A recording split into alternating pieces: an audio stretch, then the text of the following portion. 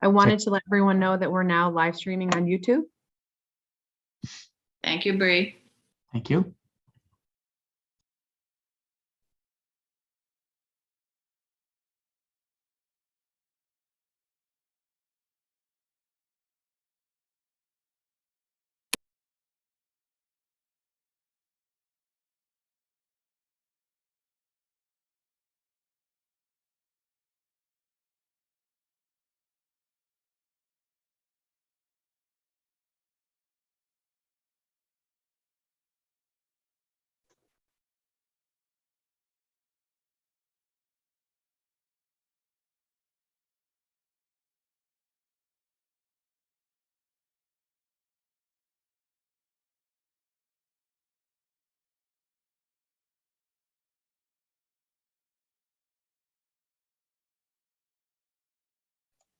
Good morning, Senator Fonfara. How are you? I'm well, Bree. How are you? Good morning, everyone. Good morning. We are Are we ready good to go, Bree? We are. Good morning, Representative. Yes, we are good to go. All right. Well, good morning, everybody. Welcome to the March 25th public hearing of the Finance, Revenue, and Bonding Committee. I'm Sean Scanlon, the House co-chair. Before we get started, any remarks by my friend and co-chair, Senator Fonfara? I'm good, Mr. Chairman. Thank you. Representative Cheeseman, Senator Martin, any comments this morning before you get going? Ready to go here. Yep, good to go. Thank you, Chair. All right. Well, we only actually have, surprisingly, not too many people testifying today, so it may be a shorter day than usual here on the Finance Committee, but we will get going. And I believe our first up is Sana and Patrick from CT Voices. Good morning. Good morning, Senator Fonfara, Representative Scanlon, Senator Martin, Representative Cheeseman, and esteemed members of the Finance, Revenue, and Bonding Committee. My name is Sana Shah, and with me today is Dr. Patrick O'Brien, and we are testifying on behalf of Connecticut Voices for Children. Connecticut Voices for Children has submitted in-depth testimony supporting HB 5487, HB 5490, and HB 5489. For the purposes of time, our oral testimony will focus primarily on the importance of passing HB 5489, an act concerning the indexing of certain personal income tax thresholds and exemption amounts. As the title indicates, this bill would inflation index Connecticut's income tax exemption and brackets. Inflation indexing Connecticut's income tax is essential to making Connecticut's overall tax system fairer for working and middle-class families. Currently, inflation generates a tax increase through three key components of the state income tax: the exemption, the brackets, and the personal credit. Over the past 3 decades, this process has generated a nearly $2,400 tax increase on the average middle-class family, and it has generated an approximately $550 tax increase on a higher-end working-class family, which has offset most of the support that the family receives from the Connecticut Earned Income Tax Credit. Importantly, the failure to inflation index the key components of the income tax currently harms middle-class families the most. It will increasingly harm working-class families who have the highest overall effective tax rate, as the recent tax incidence report shows. It is also important to note that Connecticut is an outlier in failing to inflation index any of the key components of its income tax. Of the 41 states with a personal income tax on wage income, only 13 states, or about 32%, fail to inflation index any of the key components. As currently written, HB 5489 would only inflation index the income tax exemption and brackets. We also recommend inflation indexing the personal tax credit. At 2% inflation, the Federal Reserve's long-term target, inflation indexing Connecticut's income tax would cost $46 million a year. The personal tax credit component would account for $6 million of the total cost. Thank you for listening and your continued good work to make the state better and fairer for all Connecticut's families. Again, Dr. Patrick O'Brien and I are happy to answer any questions you have regarding inflation indexing the income tax or our submitted testimony, which also entails our support for the property tax credit and deduction for renters. Well, thank you. And I see Representative Cheeseman has a question. I am going to ask you to talk about the latter things that you just mentioned, which is the property tax. There are bills before us today that I know are important to CT Voices that do expand our property tax credit in a different way than what has been discussed by the governor in some key crucial ways.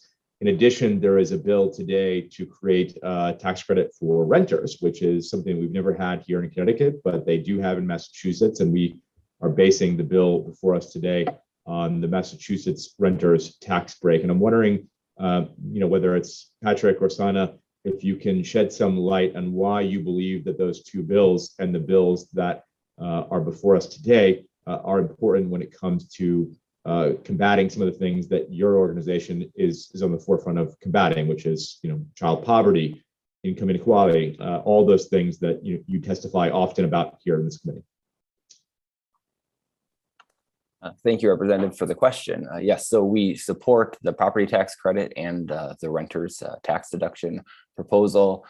As everyone on this committee is aware by this point, the tax incidence report shows that working middle class families pay an unfair tax burden, and the majority of that tax burden, especially for working class families, comes from the property tax.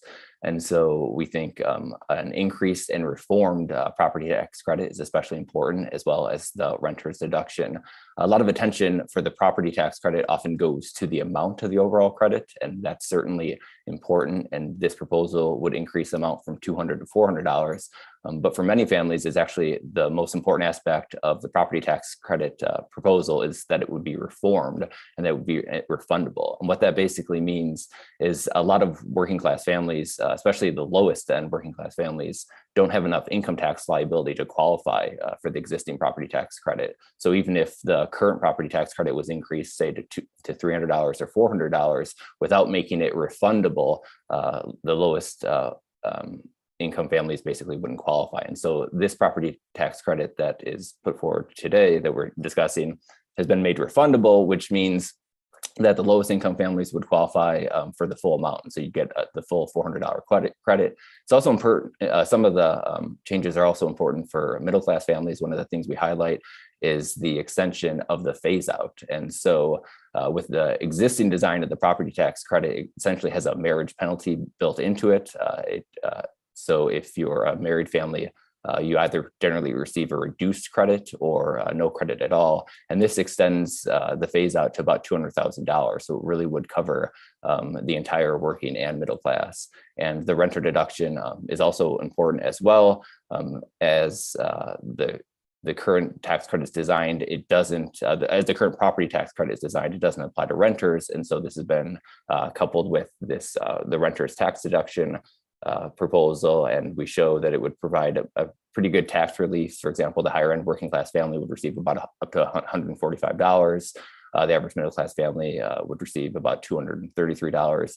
We also provide a few recommendations for how to potentially reform the renter's credit. It doesn't currently include an income threshold at the high end, so some upper class and wealthy families would qualify. So we recommend possibly putting an income cap on that. But overall, the property tax credit coupled with the rent deduction would provide some much needed relief for the property tax and help to make the tax system fairer. And that's important because, as we show, our unfair tax system exacerbates income inequality and the racial income gap, and it contributes to a lot of families struggling to make ends meet. Thank you, Dr. O'Brien. Representative Cheeseman. Thank you, Chairman Scanlon. Thank you both for coming here today. And I will note, I'm delighted. This is one of the examples in which this is a true bipartisan proposal. All three of these ideas were proposed by my caucus as well as my friends on the other side of the aisle. I would like to go back to adding the, when you're indexing the personal tax credit, if you could just expand on that and why you feel that should be included as we're indexing for inflation. Thank you for the question.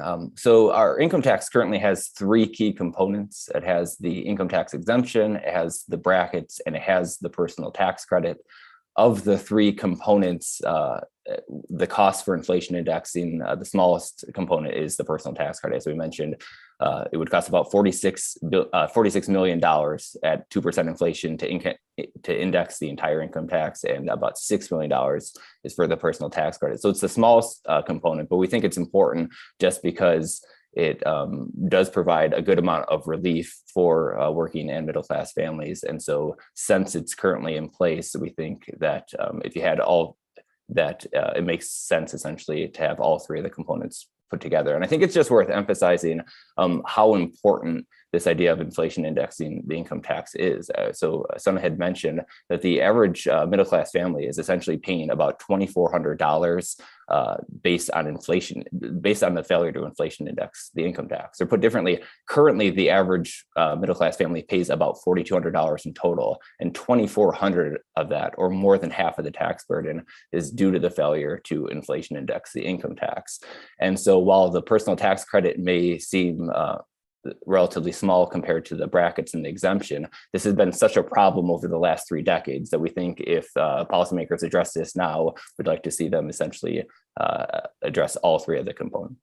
Right. And I think in and the earlier work you issued, you indicated if we had indexed all of these from the beginning, the exemptions, the tax credit would be significantly higher. Can you just reference that report for our members who may not be aware just how high these levels would be if we had indexed them, and how much relief it would have provided for our working and middle class families?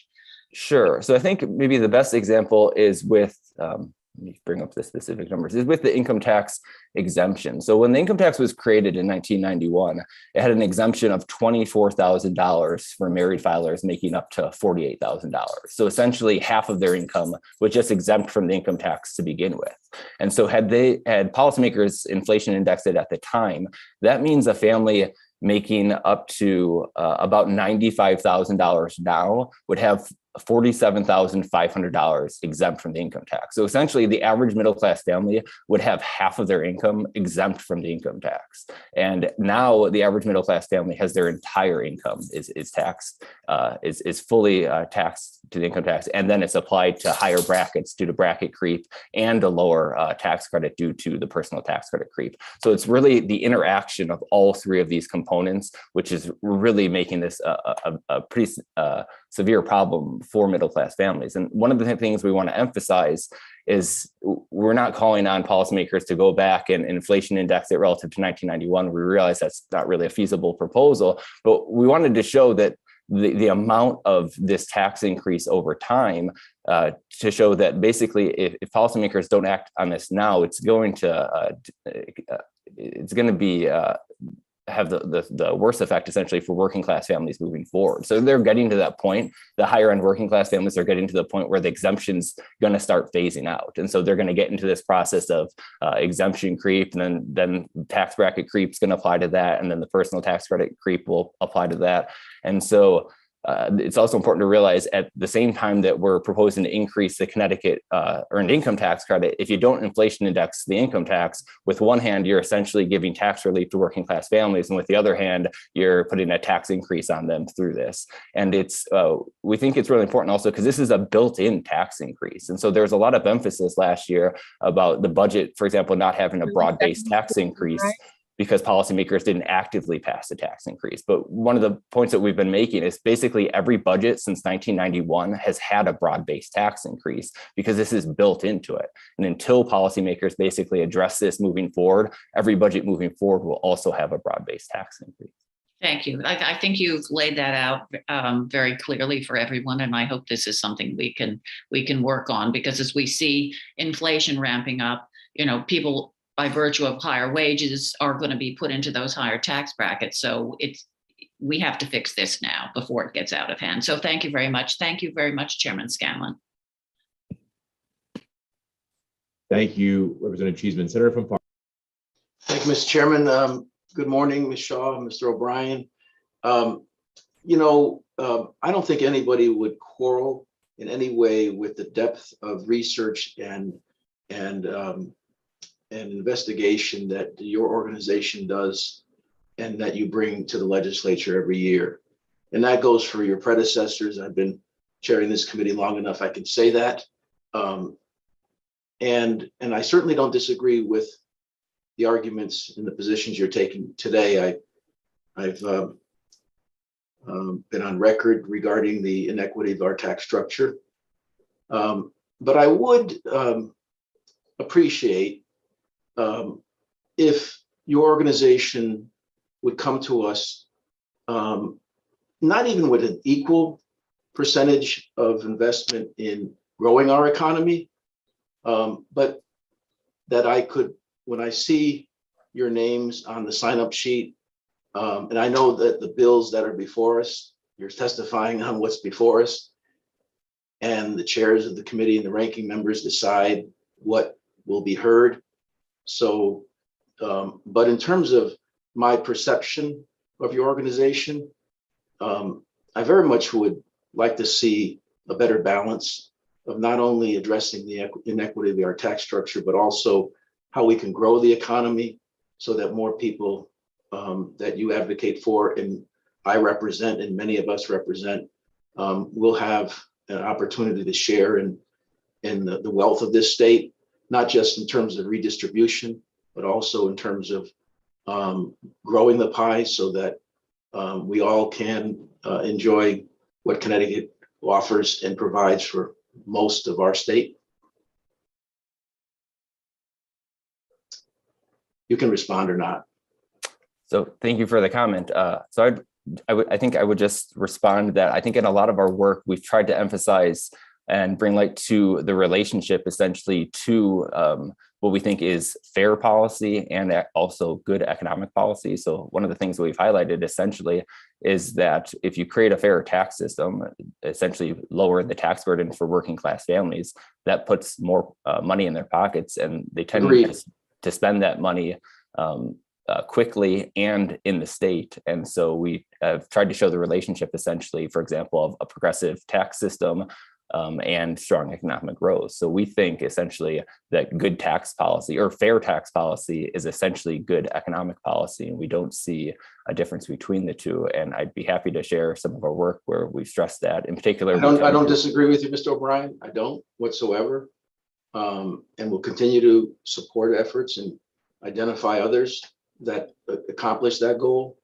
But there's a whole other world out there of how we could grow the state's economy, which is not growing to the degree that I think any of us would like to see. And there's not enough emphasis in the legislature done in that regard. And I'm not pointing any fingers at anyone. And if I were to, I'd be pointing them right back at myself. But that's the reality. It's a hard subject. Very hard subject to figure out how to do that as a legislature, but I do believe we should be doing more, and I would hope your organization would. Again, I'm not asking that you do the same amount that you do in a tax structure, but a better balance I would appreciate, because I have a lot of respect for you both and your organization. Thank you, Mr. Chairman. Thank you, Senator Fonfara. Seeing no further questions, thank you both for being here this morning. Thank you. Next up, I see Chairman Rodney Butler is with us. Chairman Butler, good morning. Good morning, everyone. Pequot. I before I jump into it, I'm struck by Senator Fonfara's comments, and I love everything that he just said regarding 2 points there, the tax inequities, because that's what I'm talking about this morning. But even more importantly, about growing the economy. And that's just something that as a nation, as a tribe, we have been committed to, and hopefully you've all seen in the last 30 years in growing not only the economy of Mashantucket, but the economy of the state of Connecticut by way of a direct relationship and where we're located. So I really appreciate those points, Senator Fonfara. But Chairman Fonfara, Chairman Scanlon, Ranking Member Martin, Ranking Member Cheeseman, and distinguished members of the Finance, Revenue, and Bonding Committee. Kuikwasta the Tapawang Katapatash. Good morning, my friends, and thank you for the opportunity to advocate in support of HB 5474. As noted, my name is Rodney Butler, and I am the chairman of the Mashantucket Pequot Tribal Nation, and it truly is an honor to be here with you all this morning. Like all of you, I'm an elected government official. In fact, this past November, I was reelected to my 7th term on the Mashantucket Pequot Tribal Council. And by the end of it, I'll have served a total of 21 years in public office. And I'm incredibly grateful to my tribe for affording me that opportunity to serve as chairman in the highest level of government in our office in our nation, alongside with my amazing colleagues on tribal council. No different than your legislature. And I share this with you to highlight the fact that, like the great state of Connecticut, my nation is a fully functioning sovereign government. And this fact underscores the importance of HB 5474 in furthering the government-to-government relationship that the Pequot tribe and the state of Connecticut have fought hard to develop and maintain over the past many decades. Historical context is always important, especially, and I'm honored to be here. It's actually my first time in front of the Finance Committee, but probably even more so today as our country strives to better understand and address social, racial, and economic injustices built on misguided and harmful policies, such as the forced taking of Indian tribal lands, displacement of Indian children.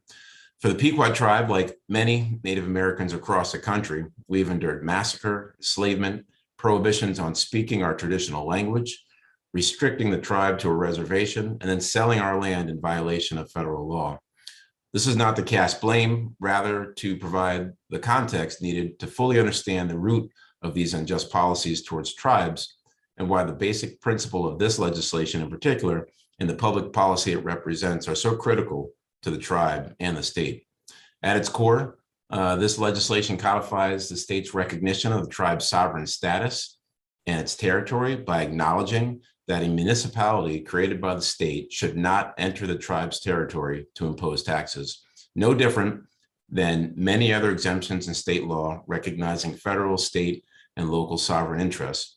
This is based on the essential public policy that would not allow East Hartford to reach into Hartford to extend its tax base, or the state of Rhode Island reaching into Connecticut to tax. As members of this committee can fully appreciate, at its most fundamental level, taxes are assessed to provide revenue to a government so that government can provide services within its territory. I would ask, why would this be any different for our sovereign nation?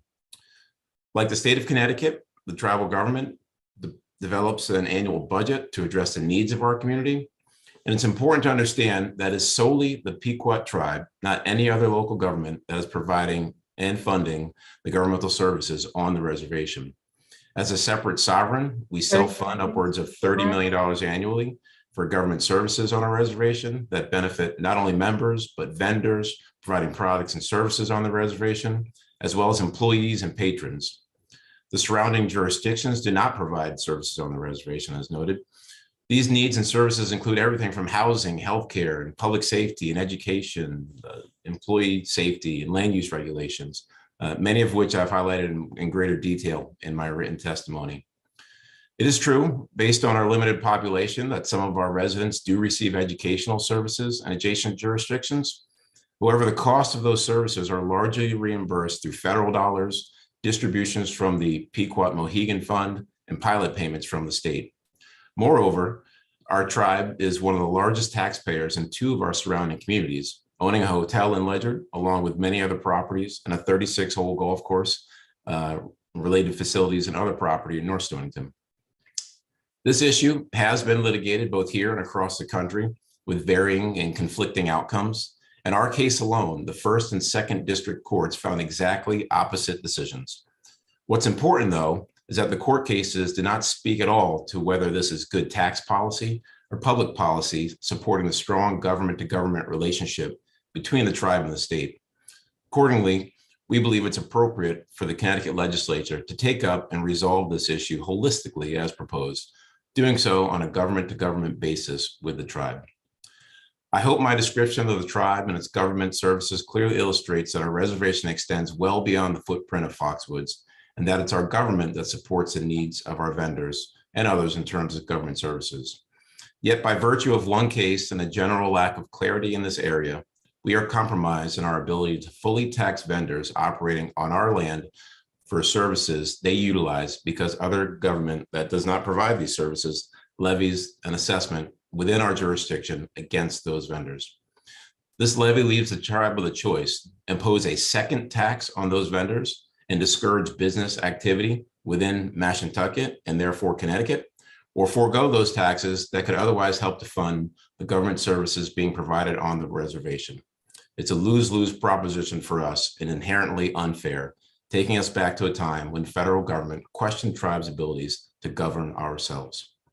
Importantly, this legislation solely addresses personal and real property taxes within Indian country on the reservation and does not impact any of the taxes the tribe currently pays for property owned outside of our lands, such as the nearly $800,000 we paid to Ledyard in 2021 and more than $500,000 paid to North Stonington.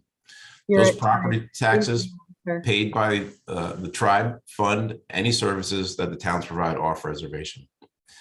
Similarly, this legislation does not impact any agreement between a tribal government and neighboring towns, for example.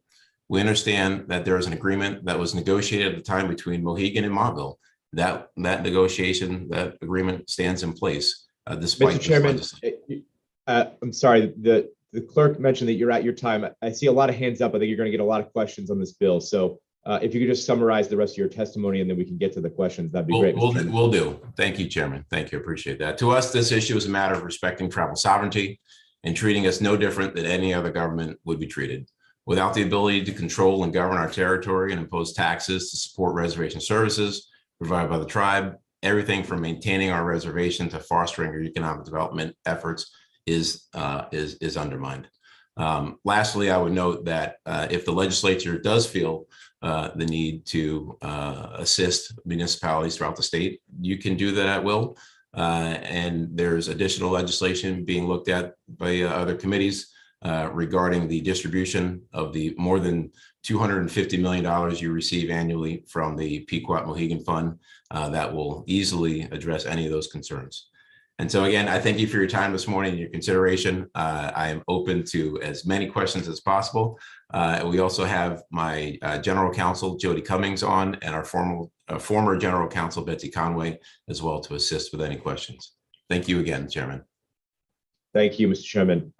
So I'll just begin with some questions that I have.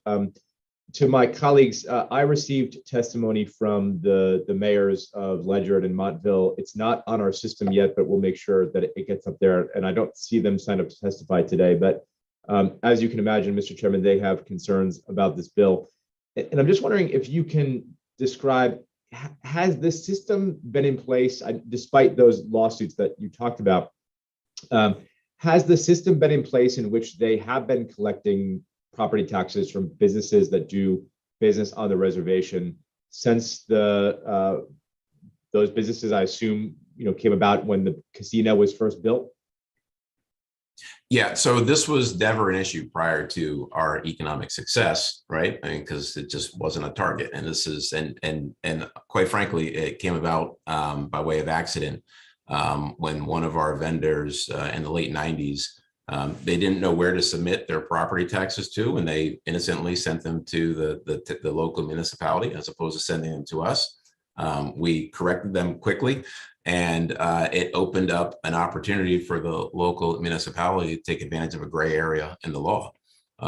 And so that started with the now infamous slot tax, the lease slot case that went to the First and Second Circuit Court. And again, I noted they were both differing opinions, and hence why we're here today to try to rectify that.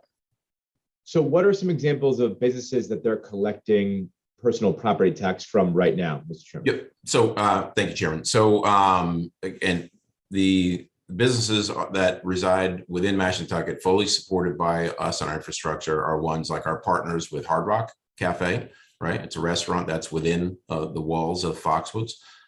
They are a partner. And so because they're a non-Pequot owned facility, that's the claim by the local municipality that they have the right to tax those individuals.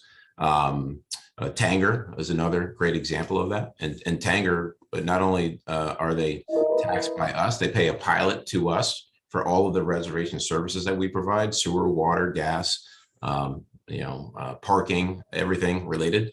That's another one that the towns assess personal property taxes on. And the last and greatest example, and this speaks back to Chairman Funfera's point about economic development, is our announcement of Great Wolf Resorts coming to Mashantucket, right? And that agreement was a heavily negotiated agreement with Great Wolf to bring them here to Mashantucket and ultimately Connecticut, with 400 jobs, permanent jobs coming to Connecticut.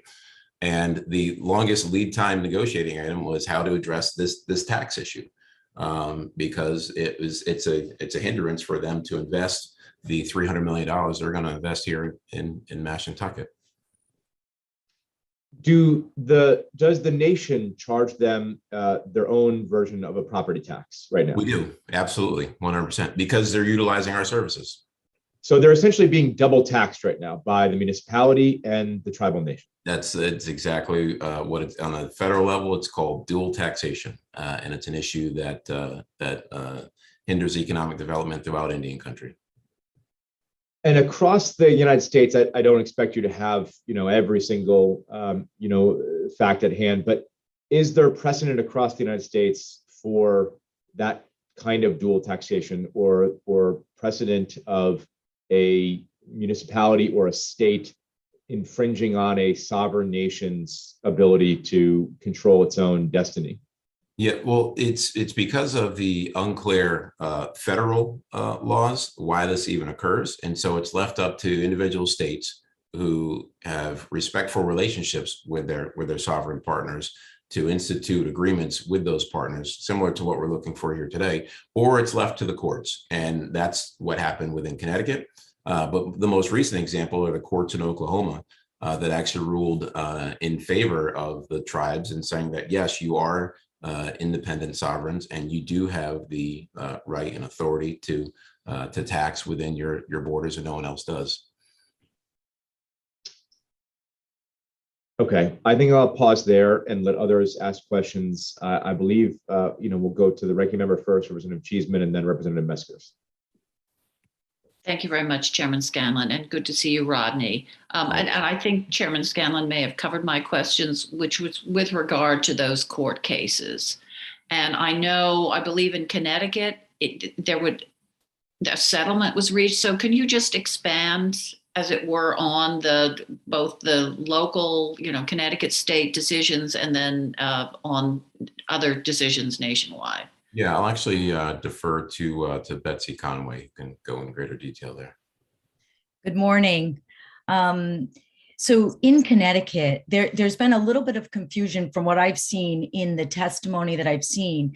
The case that went up to the Second Circuit was in 2013, and that directly addressed this particular issue of personal property tax. The case that is being referenced in the state of Connecticut that recently went up to, I think it was in 2019, to the Supreme Court, related to the payment of attorney's fees under a state statute. So it really was not related to this issue of taxation. It happened to be related to that Second Circuit case. So I think there's been some confusion about there being a state and a federal, but there's been the Second Circuit case. And what the chairman is referring to is at the district level of the District Court of Connecticut ruled exactly opposite to the way that the Second Circuit ultimately ruled. And then subsequent to that, in 2019, Oklahoma Supreme Court, not really known for their pro-tribal decisions, again, disagreed with the Second Circuit and said that their local community did not have that authority because it was preempted by federal law. And then throughout the country, many states have begun to deal with this issue on a government-to-government basis with tribes, because the Second Circuit was one case. So the tribe doesn't want to do this, but if they had to resolve this issue, they could take another case, and it would be a whole new case because it's a whole new set of facts, and it's a balancing test. So it's very fact specific on each of these cases. So states, and there's examples across the country, Mississippi, New Mexico, Arizona, Michigan, Washington State, where they've taken upon themselves in a variety of ways to deal with this issue and come to a fairer, more equitable approach to taxation that helps both the state and local communities, as well as recognizes tribal sovereignty. So going back to Chairman Butler, you said that Montville had reached an agreement with the Mohegans. Have you attempted to reach an agreement with Ledyard? How is, I mean, you're before us today. What have your conversations been with the local municipality? Well, it's been off and on over the decades. There's been attempts at trying to come up with an agreement. But ultimately, Montville, when you look at the way that Mohegan gained their federal recognition, their agreement with Montville was part of their federal recognition package, actually. And so they needed that, not that they needed that agreement, but it was helpful for them to get that agreement because they didn't have the infrastructure that we had in place at the time. And they've expanded, obviously, successfully since then. But for us, we are essentially an island with no infrastructure coming in from Ledyard. There's state highways coming into our lands, but that's it. And so we had to build all of our infrastructure from the ground up differently than Mohegan had to. And so that's again, when we look at the services that are provided, it's different for each tribe, and you see that across the country with the uniqueness of these agreements and the sovereign ability for tribes to enter into those agreements. So again, there's nuances there of why they have that agreement and why we don't. All right, thank you. And I see there are other hand ups. So thank you for your answers, Betsy and Rodney, and thank you, Chairman Scanlon. Representative Messers. Yeah, Chairman Butler, I really appreciate your testimony today. Two pieces, we've spoken up at your reservation. We had a really decent conversation. Can you, it would help if you to elucidate why this is so important to you. And secondarily, what the impact is financially of your request in the current environment, so that I, as a state member of the Finance Revenue and Bonding, I have to balance our checkbook. So I appreciate your contributions, and you've made that clear. But maybe you could speak why it matters to you as a tribal nation, and literally the dollar and cents that are under dispute currently, versus going forward with the Great Wolf development. Yeah, no, I appreciate that, Representative. And so, look, it's fascinating because people ask why does a tribe care about this, right? Because it's a fundamental rights issue, right? This is literally the difference between right and wrong. In no other scenario, in anywhere in the country, would this be acceptable that a separate municipality would be allowed to come in and tax another one? And again, I started with the history of this because it's important, because these policies, although I don't believe they're intended to be racist today, but they started 150 years ago as an offense on Indians, on savages who couldn't take care of themselves. And so, the outside governments had to come in and control them. And so this is a legacy of that. And so for us, it's important to correct that, to reaffirm that we are separate governments, that we have this authority, and whether we choose to assess taxes or not on our lands, that's up to us. But that fundamentally no outside municipality can come in and reach over to another sovereign and assess taxes. And so it's a fundamental issue. It's a core issue to who we are as an independent government, more importantly than anything. And from an impact perspective, there's varying estimates. When we look at the third parties, our partners that we have here within the reservation boundaries, and we look at what's potential for the outside municipalities to tax, we estimated in the range of $400,000 to $600,000. And so when you look at it in the scheme of things, we're contributing $150 million to the state a year, this year now with iGaming and sports betting, right? It's minuscule in comparison to that, but it's important to us from a defining perspective of who we are as a sovereign nation. Look, I want to thank you for the testimony. You make it easier because there's an emotional quotient of justice or a legal declaration of justice and fairness in your request. And for one's time sitting on this committee, the financial impact is de minimis. So it makes it easier from both points of views, like what's fair and what's just, and how do we move forward with this. So, your testimony is very helpful to me. So thank you. Thank you, Representative. Representative Berry, followed by Representative Palillo. Thank you, Mr. Finance Chair, and good morning, Mr. Tribal Chair. Thank you for being here. It's always great to see you. I guess I'm used to seeing you in the Public Safety Committee, so I guess that's where my first question will go. Can you explain what services you currently provide to the businesses within Foxwoods as opposed to the services that New London provides? No, well, thank you, Representative Berry, and great to see you as always. Yeah, again, we are an island here, and primarily because of our remote location that we were forced to 400 years ago, right? We were sent to Mashantucket for a reason, and not because it was desirable land from the colonists. And so we had to build our infrastructure from the ground up. I mean, we have a full wastewater treatment facility, water utilities here. We have a cogeneration facility where we generate 90% of our own electricity, which is a great model. I'd share with the rest of the state. It's a gas-fired turbine plant. We have a fully functioning public safety department with police, fire, our own court system. In fact, we have a mutual aid agreement with surrounding towns for fire. And because of our location, we are the first responders to many of the local municipalities here. A dispatch center.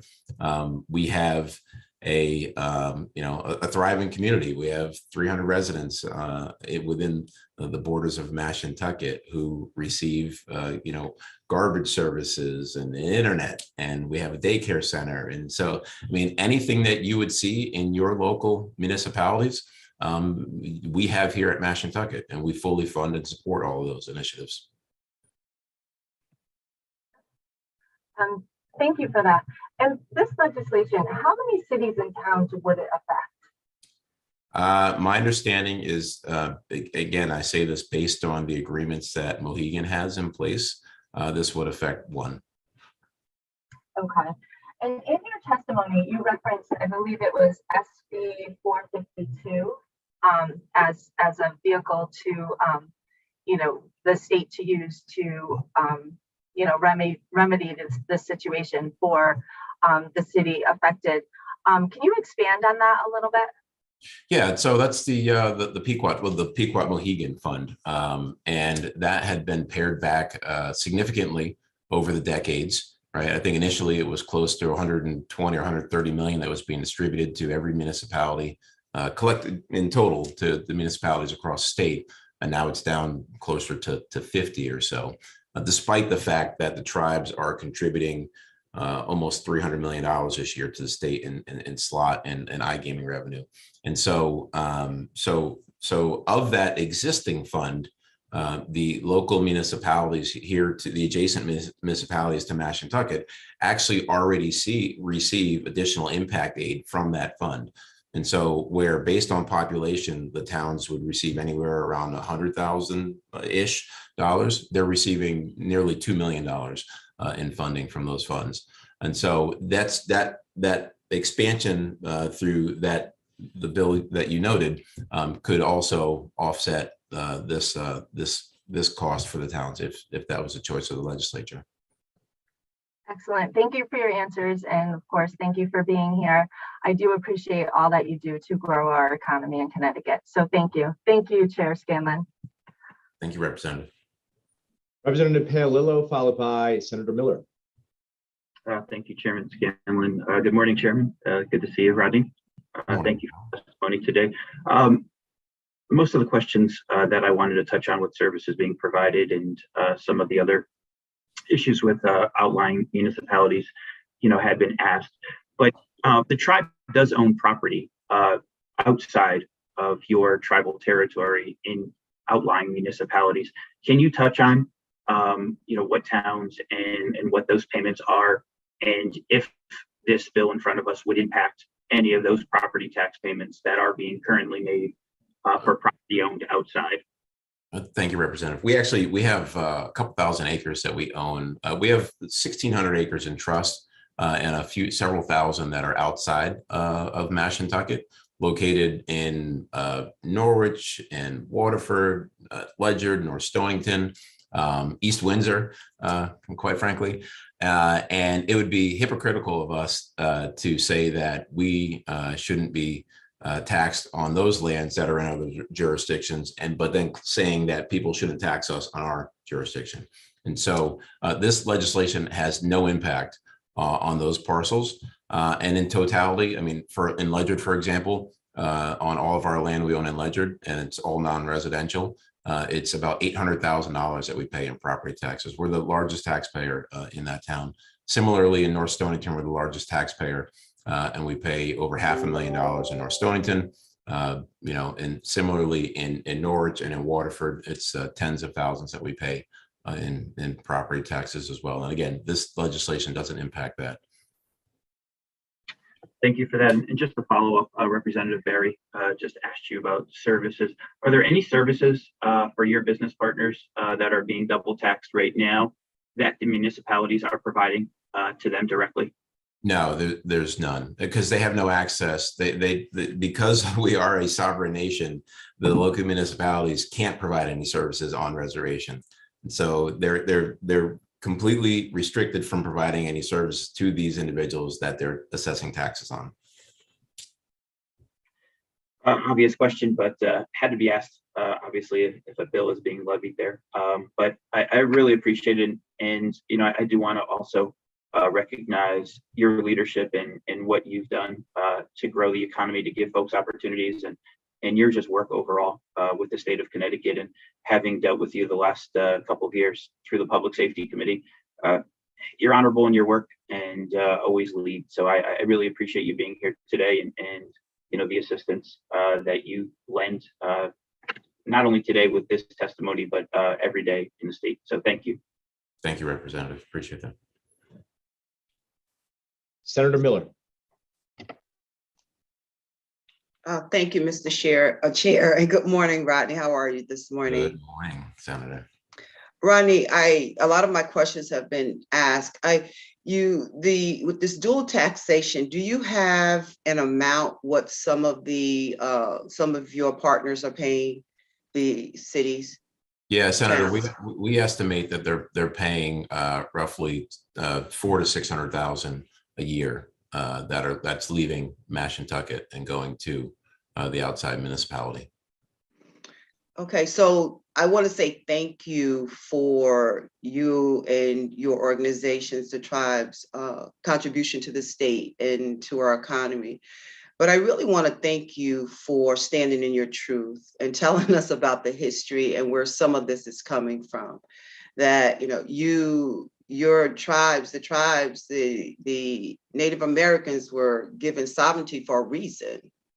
And to do what the towns are doing, to tax your partners when they really don't have the jurisdiction to take advantage of this gray area, it just takes me back to history, how your nation has always been taken advantage of. And I look at it this way, I look at it through that lens, that this is a gray area where your nation can be taken advantage of indirectly. And I apologize for that. And I hope that we as a committee will support this bill, because I certainly do. So I thank you for the contributions that you've made to the state and the families of this state. Their people, your employees are able to put food on their tables and to pay mortgages and send their children to college. So I thank you for that. Thank you, Mr. Chair. Thank you, Senator. Appreciate those words. Thank you, Senator. Representative Zagos. Yes, good morning.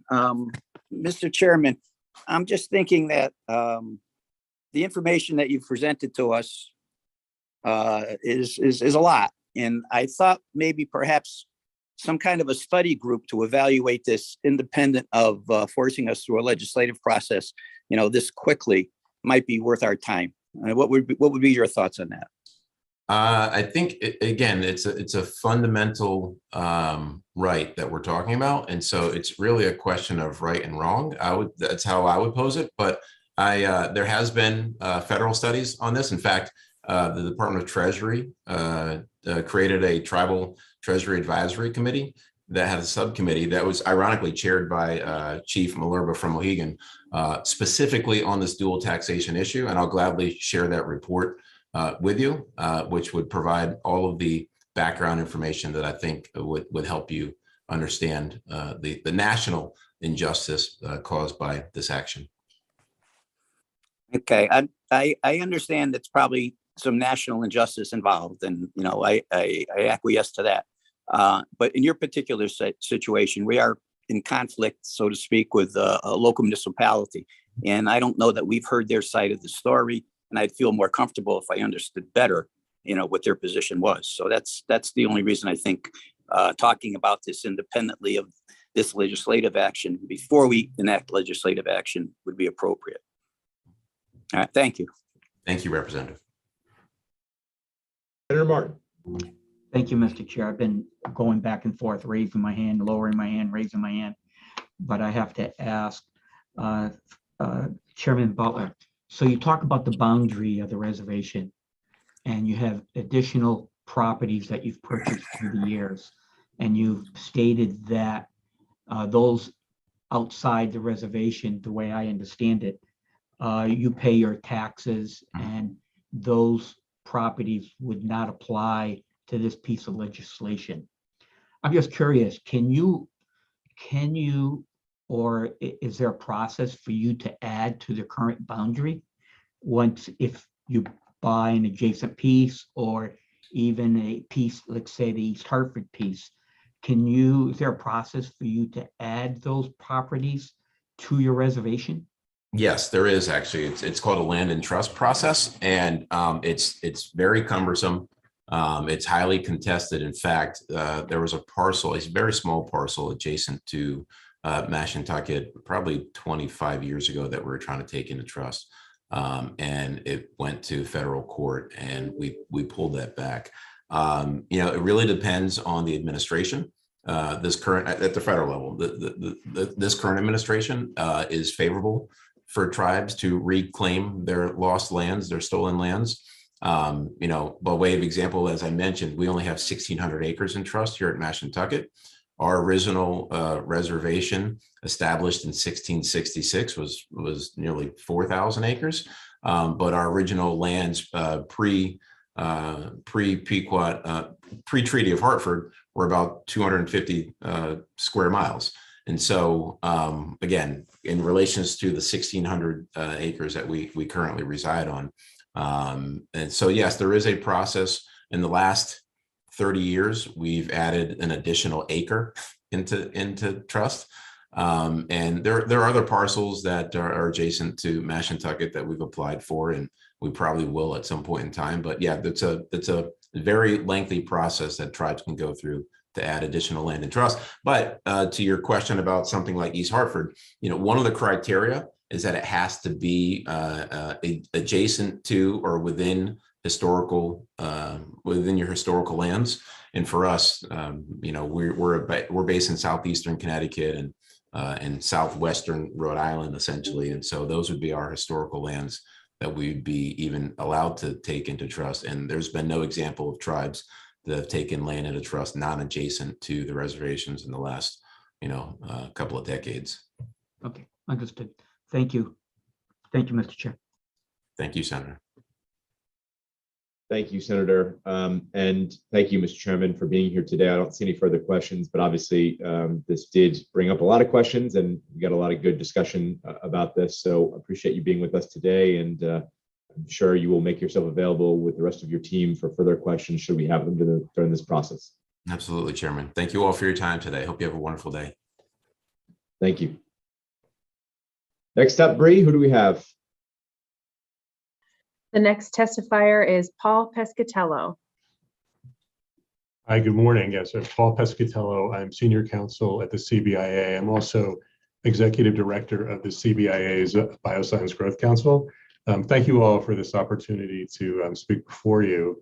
I'm here today to testify in support of HB 5488, an act concerning a research and development expenses tax credit for pass-through entities.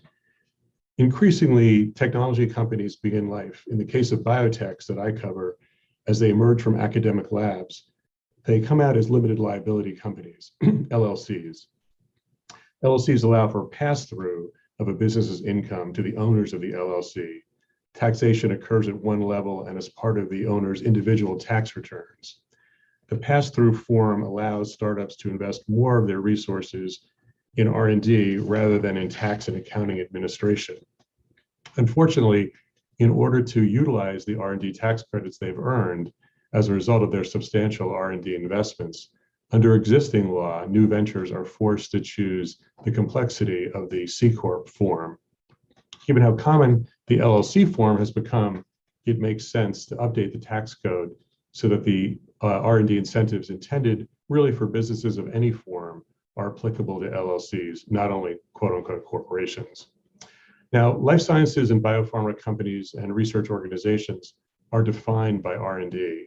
In order to harvest the dividends promised by Connecticut's investment in the life sciences, the good jobs, the powerful and hugely positive ripple effect of private sector biopharma investment across the Connecticut economy, it's critical that state law be neutral as to the type of entity chosen by entrepreneurs as the legal vessel for commencing operations. Now, since biopharma is about research and development, it's not difficult to see that scientists, entrepreneurs, investors, and company executives choose where to do their research and development, where to set up their essential operations in places that recognize great value that comes with the commitments and risks inherent in huge R&D spends. For state government, the means to recognize the value of R&D spending to the state is through the tax code. The incentive is do your research and development here, make your vast research and development expenses here, take your risks here, and we will give you a credit against future income. 30 seconds, please summarize. Sure. So Connecticut gets the benefit now of all those investment dollars infused into our economy. Connecticut receives all the income and property and sales taxes paid by biopharma company employees for a credit against future income. It can't be underscored enough. R&D development tax credits are earned by companies only after they made an investment, after they spent funds in Connecticut.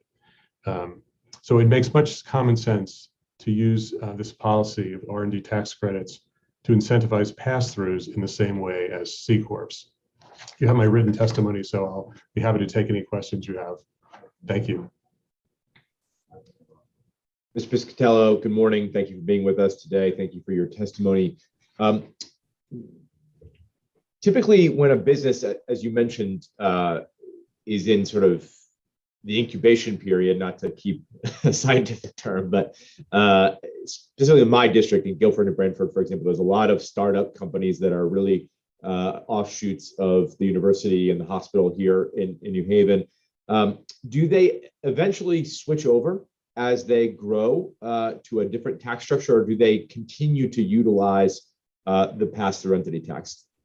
Right. Typically, they would transfer to a C Corp form at some point as they become larger.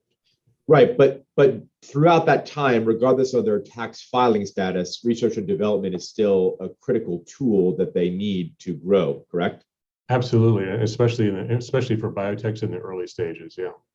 So this would essentially just bring consistency to that business, so that regardless of how they were filing their taxes and based on how they were growing, they would always be able to utilize some sort of credit enabling them to sort of do the work that they need to do, but also incentivizing them to consider staying in a place like Guilford or Brantford versus moving somewhere else. Is that fair to say?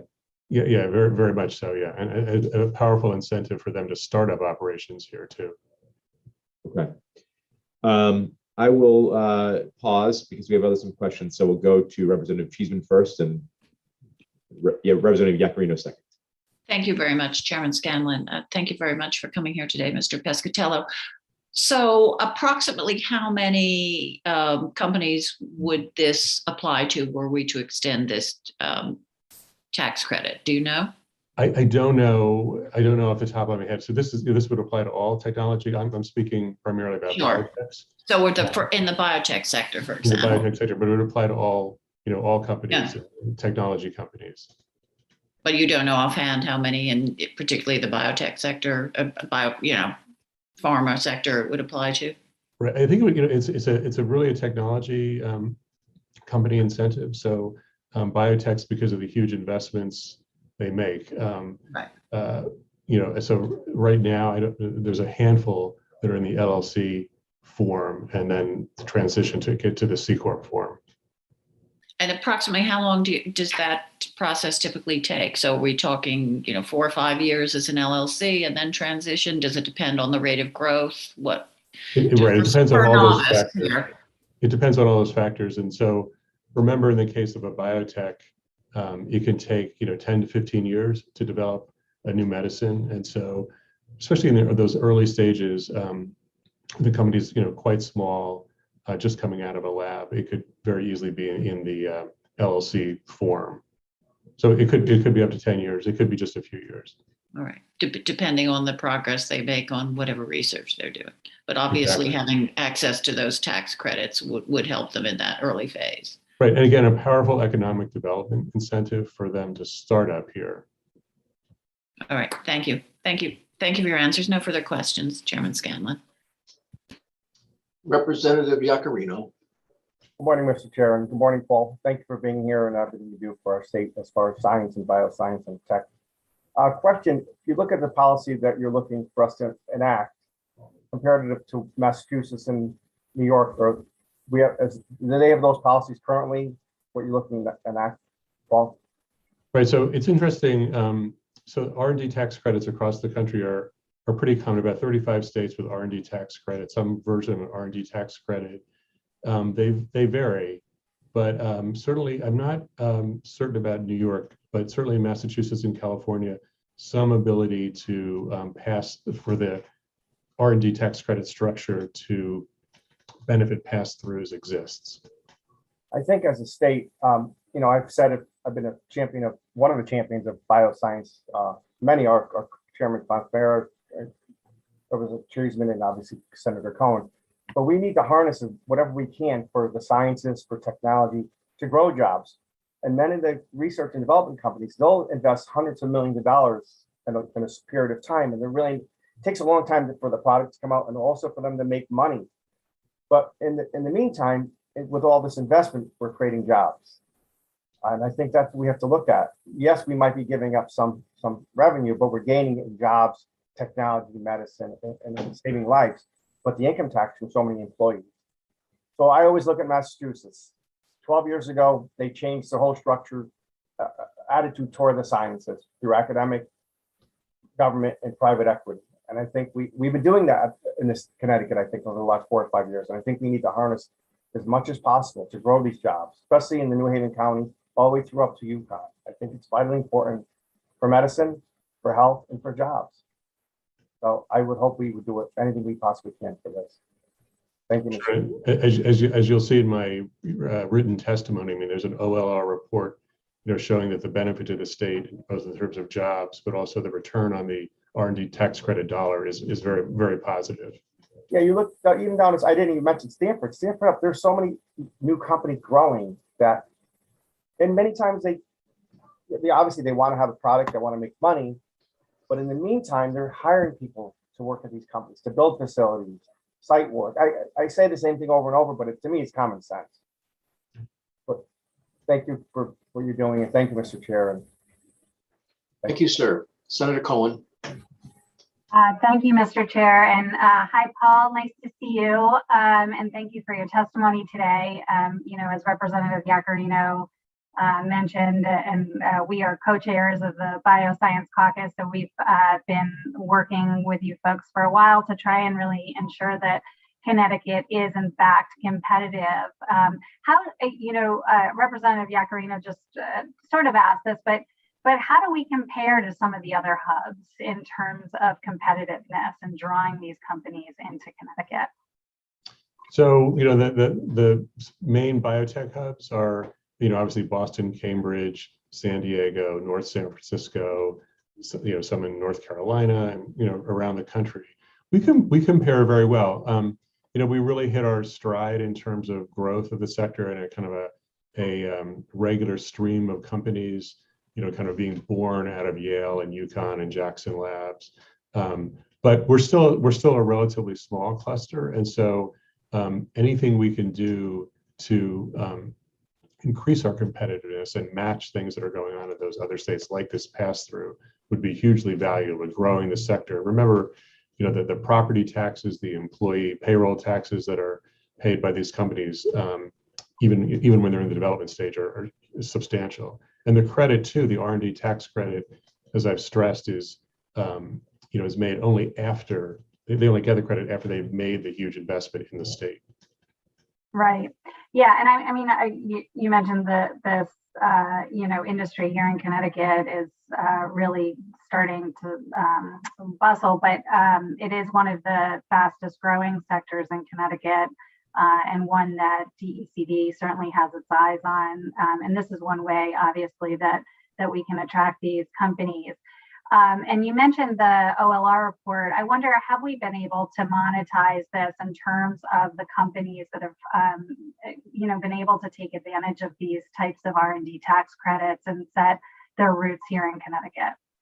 I mean, so that OLR report shows that for every R&D tax credit dollar, I think it's a dollar, between $1.24 and $2.36 is the state benefits from. So it's a very net positive economic development policy, and there are thousands of jobs created each year because of this R&D tax credit. So making it available to pass-throughs will only enhance the power of that credit. And if we didn't move forward with this, what would that mean?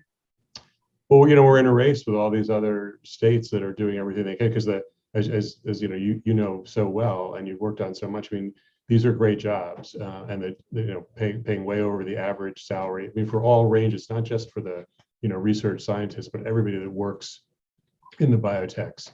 So we're in a race with other states, other localities. So we need to do this to make ourselves competitive.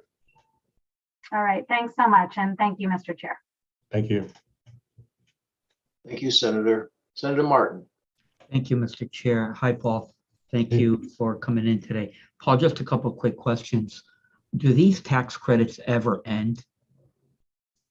Well, I mean, as long as the companies are making new investments, for each new investment, they can take advantage of the tax credit, of the R&D tax credit. Yeah. Can you just elaborate on that just a little bit more, just to clarify? So Connecticut, like a lot of states, has a several R&D tax credits, but essentially each year when the company files its tax return, it adds up all the R&D spending it's done. And in Connecticut, it's roughly 6%, as a scale from 1% to 6% of the total value of its R&D for that year. It gets a credit against income. So if the company made a $100 million investment and the rate was 6%, it would get a $6,000 tax credit. So do they have to every year come up with a new $100 million in order to receive the tax? Yes. Yeah. And are those tax credits just based on an investment of money, or is it an exchange of, or a combination of, perhaps, of creating new jobs plus capital? Is an investment in research and development with a defined term specifically about research and development. Not tied to jobs, though. Just basically an influx of cash on an annual basis. Right. So R&D is a very employment intensive business. I mean, hiring the scientists and all the different people that have to be involved in developing new medicines. So it's a very, very employment intensive work, but the credit is not directly tied to employment. It is not tied to employment. You're actually re-employing perhaps those that already been employed with the first, I guess, influx of money and then continuing for years, a year or 2 years after that with the new amount of money. That's correct?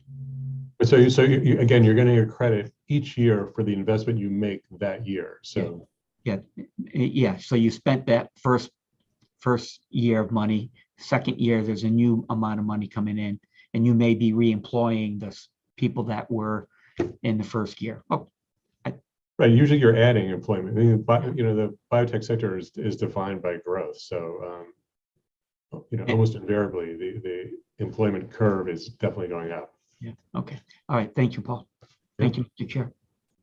Thank you, sir. Mr. Pescatello, you said anything we can do to grow this industry. You work at this all the time.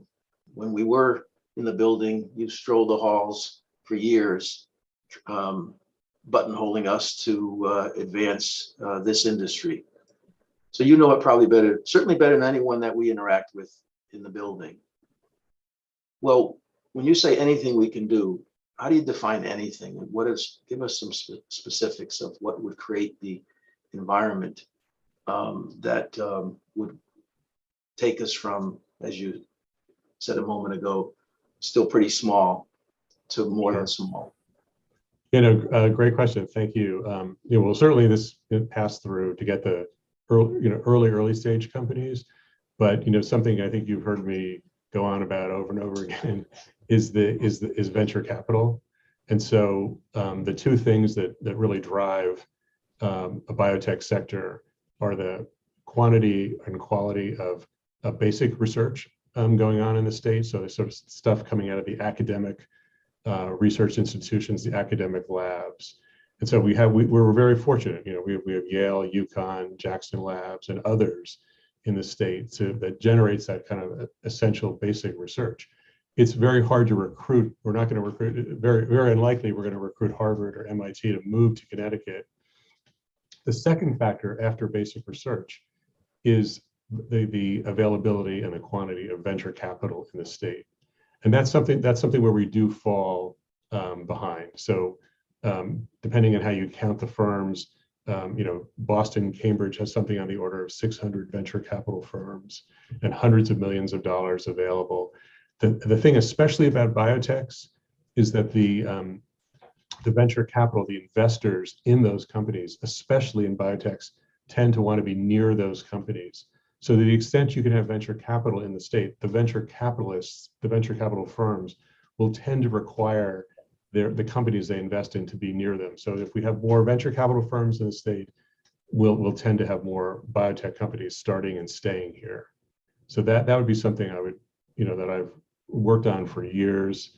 And there are various proposals to do that, including some version of additional state funding, bonding money or things like that, to induce to invest alongside venture capital firms to come into the state.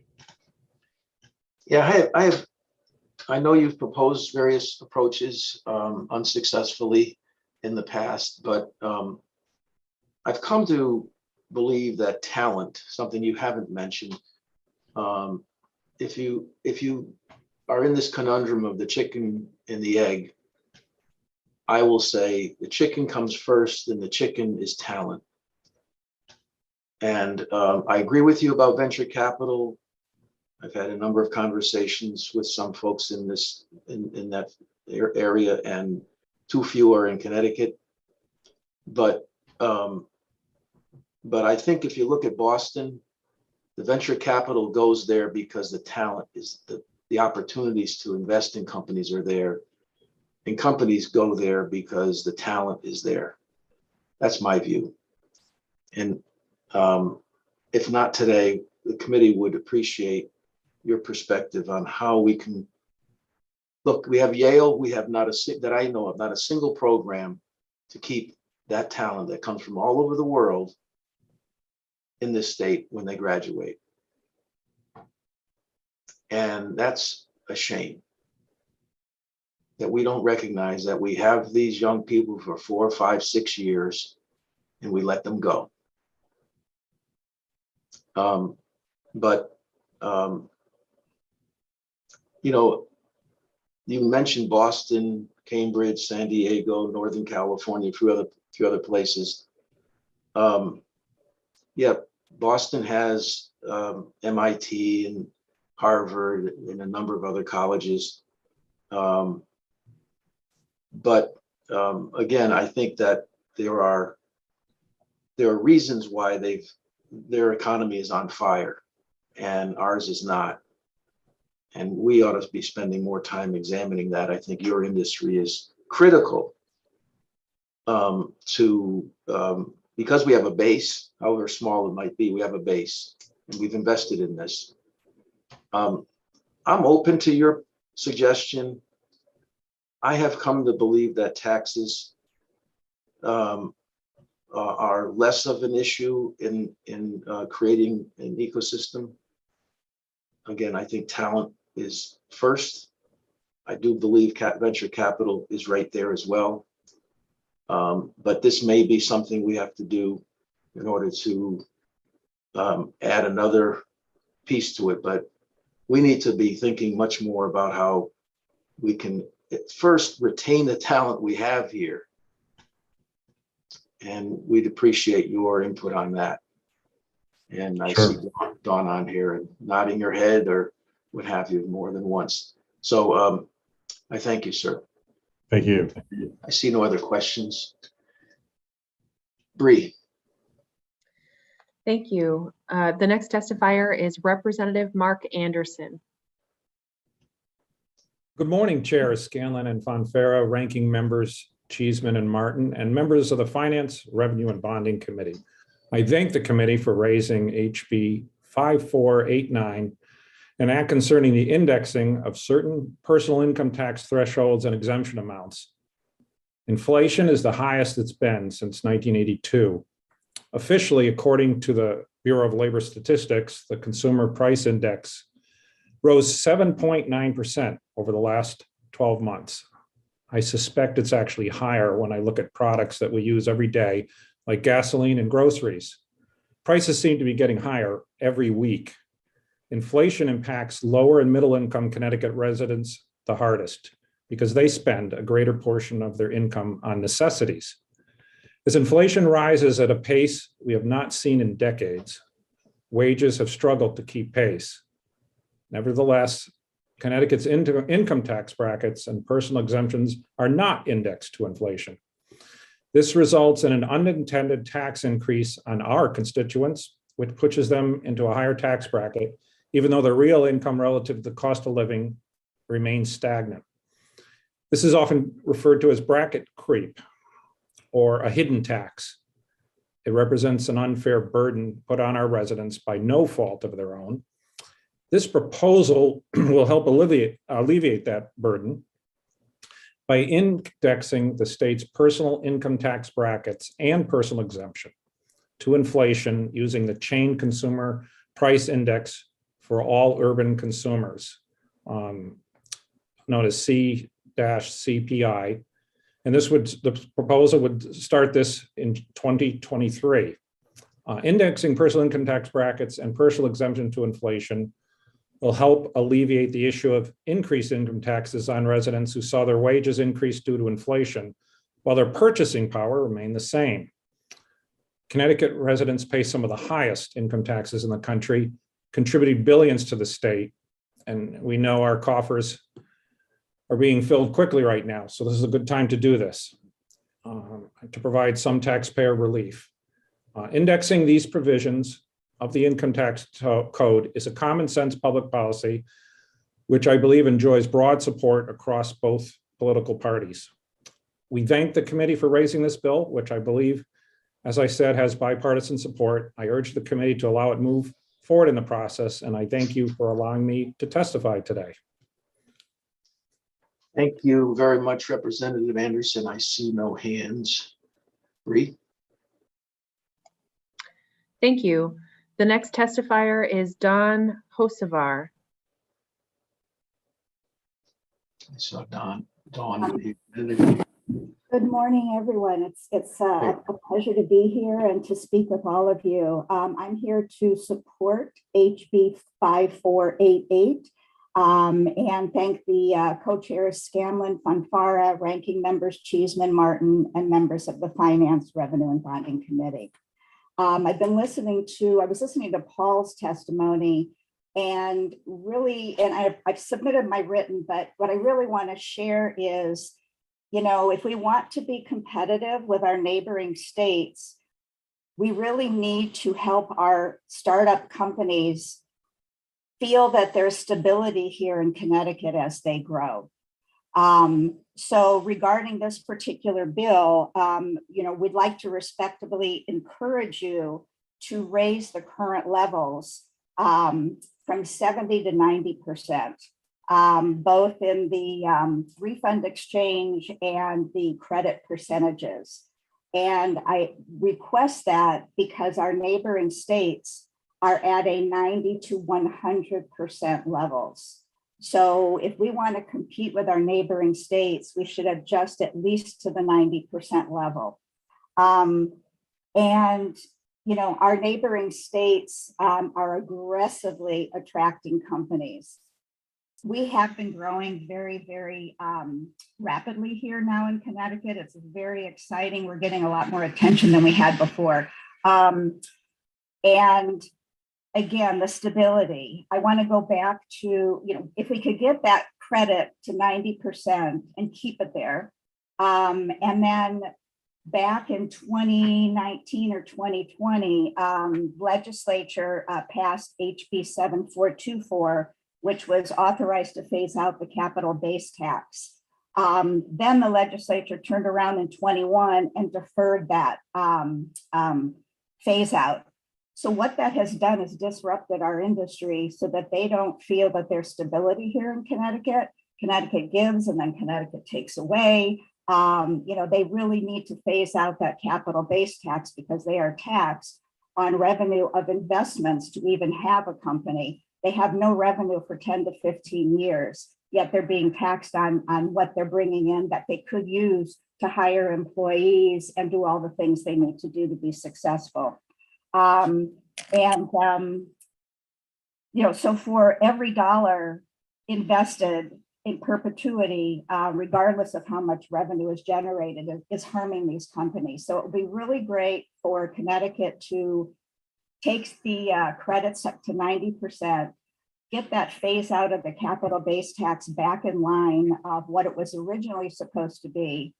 And on top of all that, then you have the governor wanting to, you know, get into drug pricing issues. So, you know, Connecticut needs to really decide, you know, with this anchor industry that is that is trying to grow, to really give them the idea that if they come here and grow here, Connecticut is a partner with them and will help them do that, which is really critically important.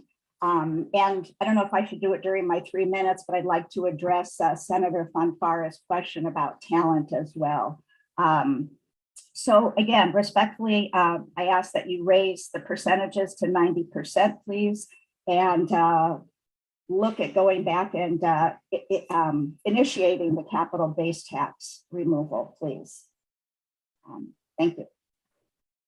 Dawn, why don't you take a minute on the talent issue if you, since you mentioned it. Yeah, thank you. So I will say that Yale is working to retain their talent. BioCT, I'm president and CEO of BioCT, and we're a nonprofit trade association in Connecticut that is the voice of the industry. And we are working closely with student groups at Yale to help them see what is here in Connecticut, the job opportunities that are here, the robust industry that we have here, so they don't leave and turn around and think they have to go to Boston to get into this industry. And I know that Jen Widness, who is with a nonprofit CCIC in Connecticut, is trying to push some legislature forward to get Connecticut in line with our neighboring states as far as investment and financial aid for our students. apparently Connecticut has reduced the financial aid about 60%. So we're 60% lower than all the other states. I'm not an expert in that regard, but hopefully Jen can talk with you about that as well.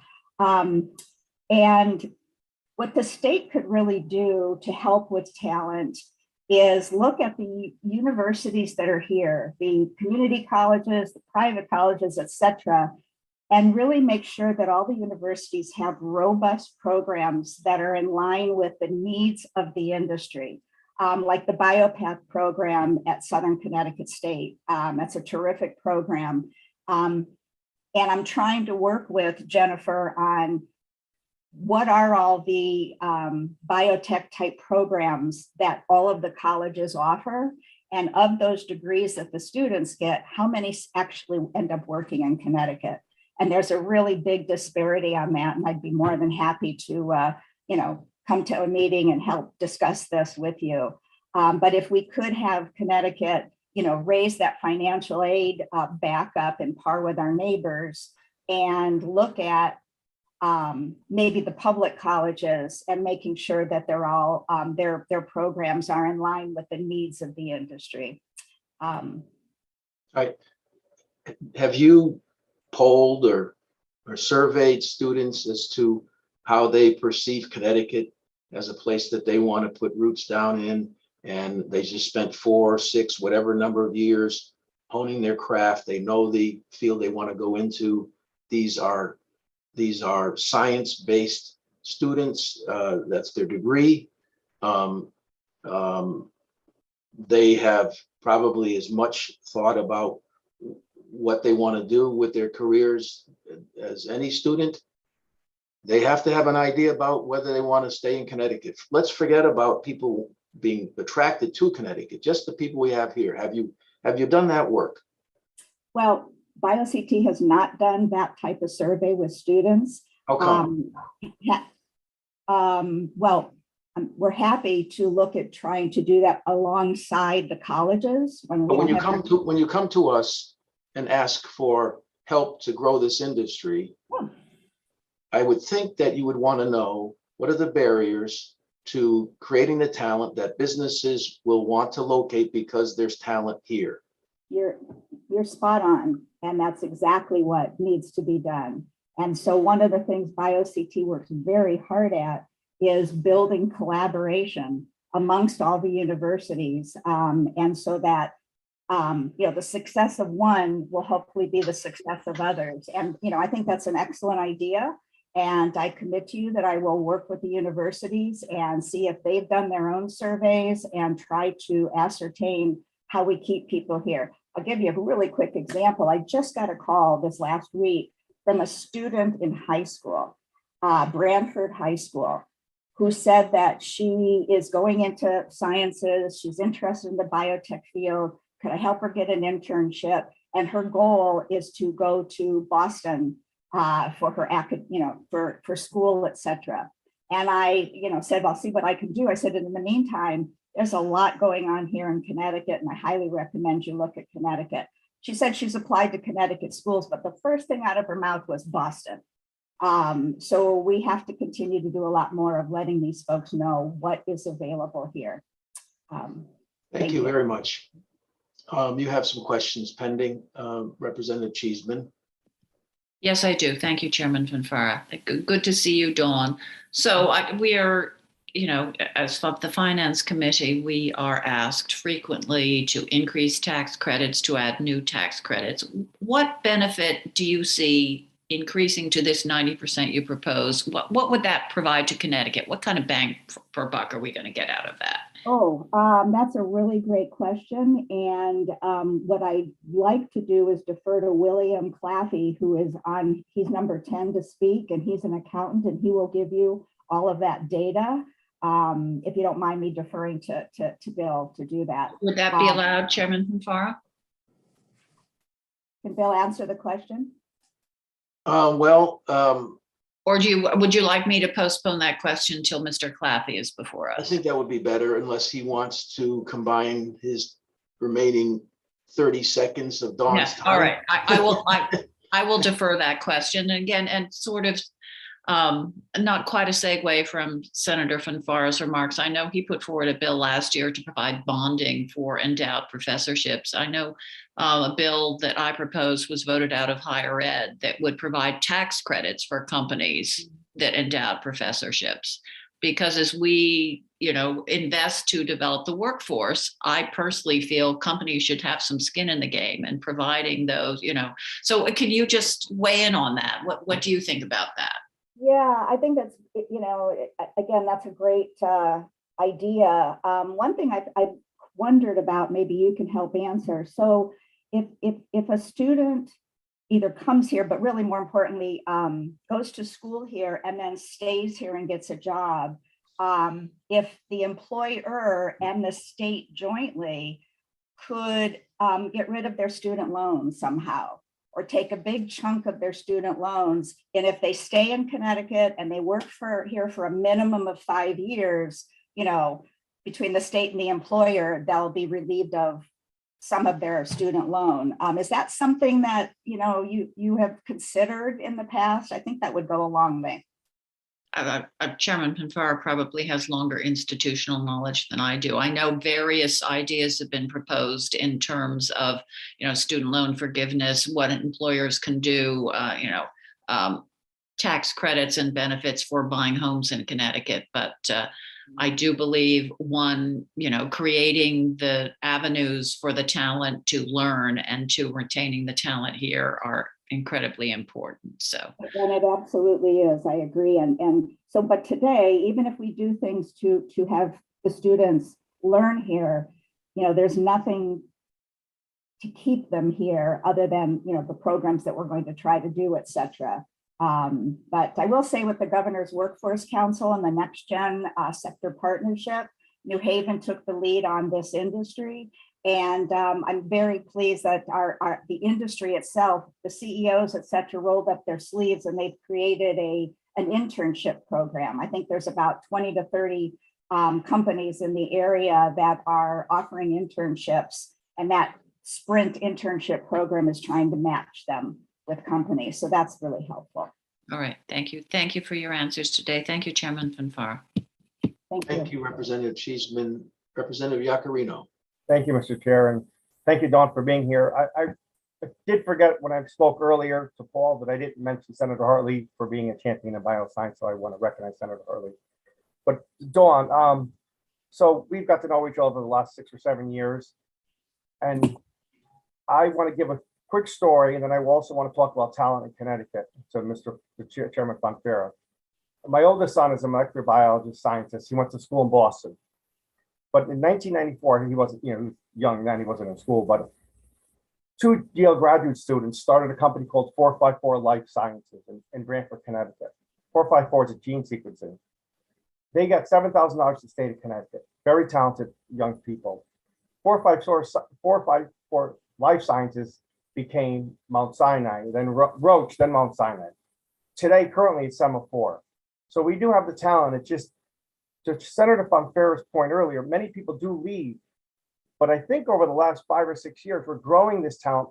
The talent comes only if there's companies willing to stay in Connecticut, consistent policy, consistent tax policy, and growth. And we've seen that growth over the last 4 or 5 years, from New Haven County up through the shoreline. And I think as long as we have consistent policies, you're going to have the kids, young students, come here and stay here, or stay here and graduate from here and stay here. Like my oldest son, he left Boston to come back to 454 Life Sciences. In the science industry, and Dawn, you could correct me if I'm wrong, when you have companies grow, 1 company, 2 companies, 3 companies, all within a 10-mile radius or 15-mile radius, many times workers leave to go to the next company, the scientists leave to go to the next company. My son David has gone to 4 companies, and they all compete against each other, and they're all friendly. And I think that's what Boston Cambridge has done, but it's much larger. And like I said earlier, they invested $10 billion over a 10-year period. We didn't do that in Connecticut. This is going back in 2010, 2011. I think we're on the right step, but we have to harness what we have. We have so much talent and so much potential growth. And I believe we can compete with other states. I just think we need to be consistent. We can't give tax credit one year and take it away the next year. We have to be consistent, and these are high-paying jobs. And I always say it, but it goes back to have these facilities, you have to have people build these facilities and work in these facilities. Not just scientists, it's many different jobs. So I know I just ranted a little, but I think we need to, I would harness this industry more than any other industry right now in this country. Because they're good jobs, they're sustainable jobs, and we need it for the future. Look at what Pfizer did and Moderna and all these companies with the research. I just think it's so important, and I think we need to be consistent. I put a bill in the last 2 years or 4 years to giving us STEM graduate students a tax break, and we just don't seem, it never takes hold because we don't want to give them that money. We want them to stay here. So I'll let you speak, Dawn. I'm sorry I ranted so much, but. No. Thank you very much, Representative Yaccarino. I know you've been a tremendous supporter of this industry, and we thank you very, very much. So I think at the end of the day, we just need to all work together to try to create the most business-friendly atmosphere for these companies. And the growth that we've seen over the last 5 years and 20 years, but is organic. Again, the companies coming out of Yale, we have serial entrepreneurs here that keep spinning out companies. What we're missing today is the recruitment and companies coming into Connecticut. And so if we really want to take off, that's the next step. And in order to do that, we have to make this as competitive and business friendly as our neighboring states. And by working together, we will get there. So thank you very much. I will leave just stats real quick. 2021, Connecticut had 22,367 employees, average salaries of 188,000, and about 1,300 establishments. That was in 2021. BioCT will be coming out with an annual report that shares these stats every year, and we'll be sharing them at the Yale Summit coming up in May. But that's, so we didn't have that before. So now we have, we're trying to position ourselves as a mature industry as our neighboring industries. And we have the key components to really make this happen. And we thank you for all the support that you give to help us do this. Well, it's many people in the legislature, it's not just me. But you mentioned Southern. Southern does a tremendous job at Southern University. They do a great job, and I think they're overlooked. I argue all the time, but I truly think we have the talent. It's the policies. It's the policy that has to keep these companies or have companies come here, either through venture capital, or obviously it starts through venture capital. We just need to harness what we have. And I think we can compete with any other state, including Massachusetts. I really do. So I want to thank Mr. Chairman Fonfara for all his hard work on this, and yourself, Dawn. And thank you, Representative Yaccarino and Ms. Hocevar. We have to move on, but I don't see any other hands. I'll just say, for the committee's sake, this is an example of where our process, we're driven by formal process of committee hearings, meetings, dates, deadlines. But here's an example, and we're not the Commerce Committee. I recognize that, and we cannot lose sight of the cognizance that committee has in this area. But there's a joint opportunity, a joint responsibility between our committee and Commerce to understand an industry like this and others. We have a bill that we'll hear next week on creating a sandbox for crypto and for InsurTech and growing those industries, hopefully here in this state. But maybe a forum where we're a little bit off the treadmill or the wheel, if you will, that we just seem to get on and follow the rules. That doesn't always work. And we need to understand better how we as a legislature can help to create the environment necessary. All the discussions about taxes are meaningless if we're not creating the jobs that people pay taxes. And that's the number one way to raise revenue, is if somebody is working. Our tax structure is centered all around someone working and paying taxes. So given that, Bree. Thank you. The next testifier is Eric Getty. Thank you very much. My name is Eric Getty here on behalf of CBIA in support of Bill 5488 regarding the R&D tax credit. Now, I know several of the last speakers have already gone into the bill quite a bit, but I just want to add that, it is incredibly important that our tax policy, in particular the tax credits within that policy, incentivize behaviors that we want to encourage in the state. And they also need to demonstrate a return on investment for taxpayers. And the R&D tax credit does just that. This credit, as it's currently written, incentivizes corporations to spend resources developing new products, which ultimately lead to economic and employment growth within the state. And the R&D tax credit has proven to do that time and time again. I know it was cited earlier, but that 2015 OLR report notes that for every dollar of the R&D tax credit that is claimed, the state has seen a return of investment of $1.24 to $2.36. Further, the report notes that per the state's DECD, that there were between 1,400 and 3,600 jobs added each year directly attributable to that credit. This credit is a success story for Connecticut. In fact, it's one area that we've really gotten right. In fact, one expert I think you're going to hear from later wrote an article that talked about Connecticut's R&D tax credit as being one of the best in the nation. The key problem is that we have a barrier in the way of fully utilizing this tool for our development. The credit can only be claimed against the corporate tax, has been explained several times now. And nationwide, only about 5% of all businesses are corporations, and that means 95% are not. And that number is similar here in Connecticut. So this bill takes the credit that has shown a great return on investment for the 5% of businesses that are allowed to access it, which of course not all of them do. And then it opens it up to the remaining 95% of businesses. And of course, it will be only for those who actually do engage in a legitimate R&D expenses and research.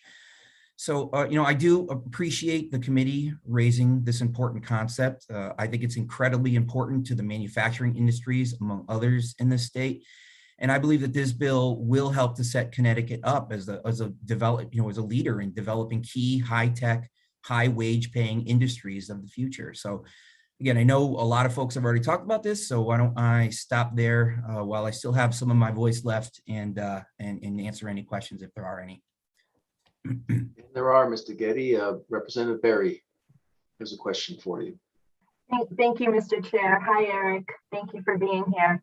I was happy to see written testimony from Habco Industries, a very prominent business here in Glastonbury, and strong support of this bill. And I know we've kind of touched on this and danced around this, but do you know how many, or approximately how many businesses this would benefit? I don't have an exact number for you, but I can tell you this. We know for a fact there's about 3,800 manufacturers in the state of Connecticut. And if the number holds true that only 5% of those who are organized as corporations, that means that there's probably about 3,600 that are unable to tap this. And again, not all of them will. But that's a significant a number of businesses that could be helping drive our economic growth if allowed to tap into this credit. Excellent. Thank you. This definitely sounds like it would help the business community. So thank you for being here. And Representative, if I could just add one thing, and yes, Habco, wonderful manufacturer in the state of Connecticut, very supportive. We, as the CBIA team, toured the state and a lot of manufacturing businesses across all over the state this fall. This was something we heard about time and time again, that they just wish that they could do this. It would help them grow their business, help them expand their line of products. So I just think it's incredibly important for the manufacturing community. I totally agree with you. I have toured Habco, and I've listened to Brian Montanari speak, and he has benefited from other initiatives that the state did to try to keep businesses here. And it's just so important just to take their thoughts into account. So, and this is exactly what this bill does. So again, thank you. And thank you, Mr. Chair. Thank you, Representative Berry. Seeing no other questions, thank you, Eric. Bree. The next testifier is Representative Tom Delnicki. Good morning, Chair Scanlon, Fonfara, Ranking Member Cheeseman and Martin, and distinguished members of the Finance, Revenue, and Bonding Committee. I certainly appreciate the committee raising HB 5487, an act concerning the property tax credit. And I'm probably going to sound more like my old title of mayor than my current title as state representative, having had a tremendous amount of experience when it comes to the property tax issue. Communities, municipalities like mine relied heavily on property taxes as a source of revenue to provide services and support their residents. And unfortunately, the level of state assistance has decreased, and I can give you a few comments on that further on. This whole issue of the tax credit is so key and critical when it comes to the average person, the average family, married couple, you name it, because of how heavy the property tax burden is. And it's a good jump from 200 to 400, but I truly feel we can do better. And I hold $500 credit as a target. And I refer back to a proposed bill 5014, caucus bill from my side of the aisle. We have to do something to help people here, because if you take a look at a community like mine, and I can reference the proposed budget that the town managers come up with, and the property tax collection would literally pay 88.2% of the monies needed to fund that budget. So the opportunity to give folks a break is so key and critical. And again, $400 is a good start. I think 500 is better. I think indexing to inflation is a must, because inflation is the one thing that we've had now, and it has eaten away at what that value of 200 is. And let's face it, the current inflation we're seeing now is eaten away at the $400 proposal, and even a 5. Along with visiting the eligibility restrictions that are going forward, because many families would see a substantial reduction with 2 people working, a reduction based on that $80,000 ceiling, and then for every 20,000 above that, a roughly 15% reduction there in what it would be. So that's a basis that I'm coming from, and I would be more than welcome to answer a few questions and relay some information pertaining to how municipalities are dealing with this whole issue. Representative Delnicki, you ask and you shall receive. Representative Cheeseman. Thank you, Chairman Fonfara. Good to see you, Representative. So speaking as a former mayor, obviously you have some insight into the property tax issue, and you touched on this, but in terms of how this would benefit your local residents, do you want to discuss a little bit more about how you see that playing out? Certainly. You know, in preparation for speaking today about this issue, I pulled out some old budget books I had around. I served on the town council since 1995 and left in 2017, just before the start of the session. And I'd like to go over some numbers with you that I think really brings this in focus. And I'll start with 2013, their per capita cost in property tax was $3,168. And again, I'm quoting Town of South Windsor numbers. And at that point in time, 83.1% of the entire town budget funding came from property tax. I'll jump a few years, 2016, the per capita had gone up to 3,600. And again, property tax was funding 84.7% of that budget. And I'll jump to 2019 and I'll do one more number after that.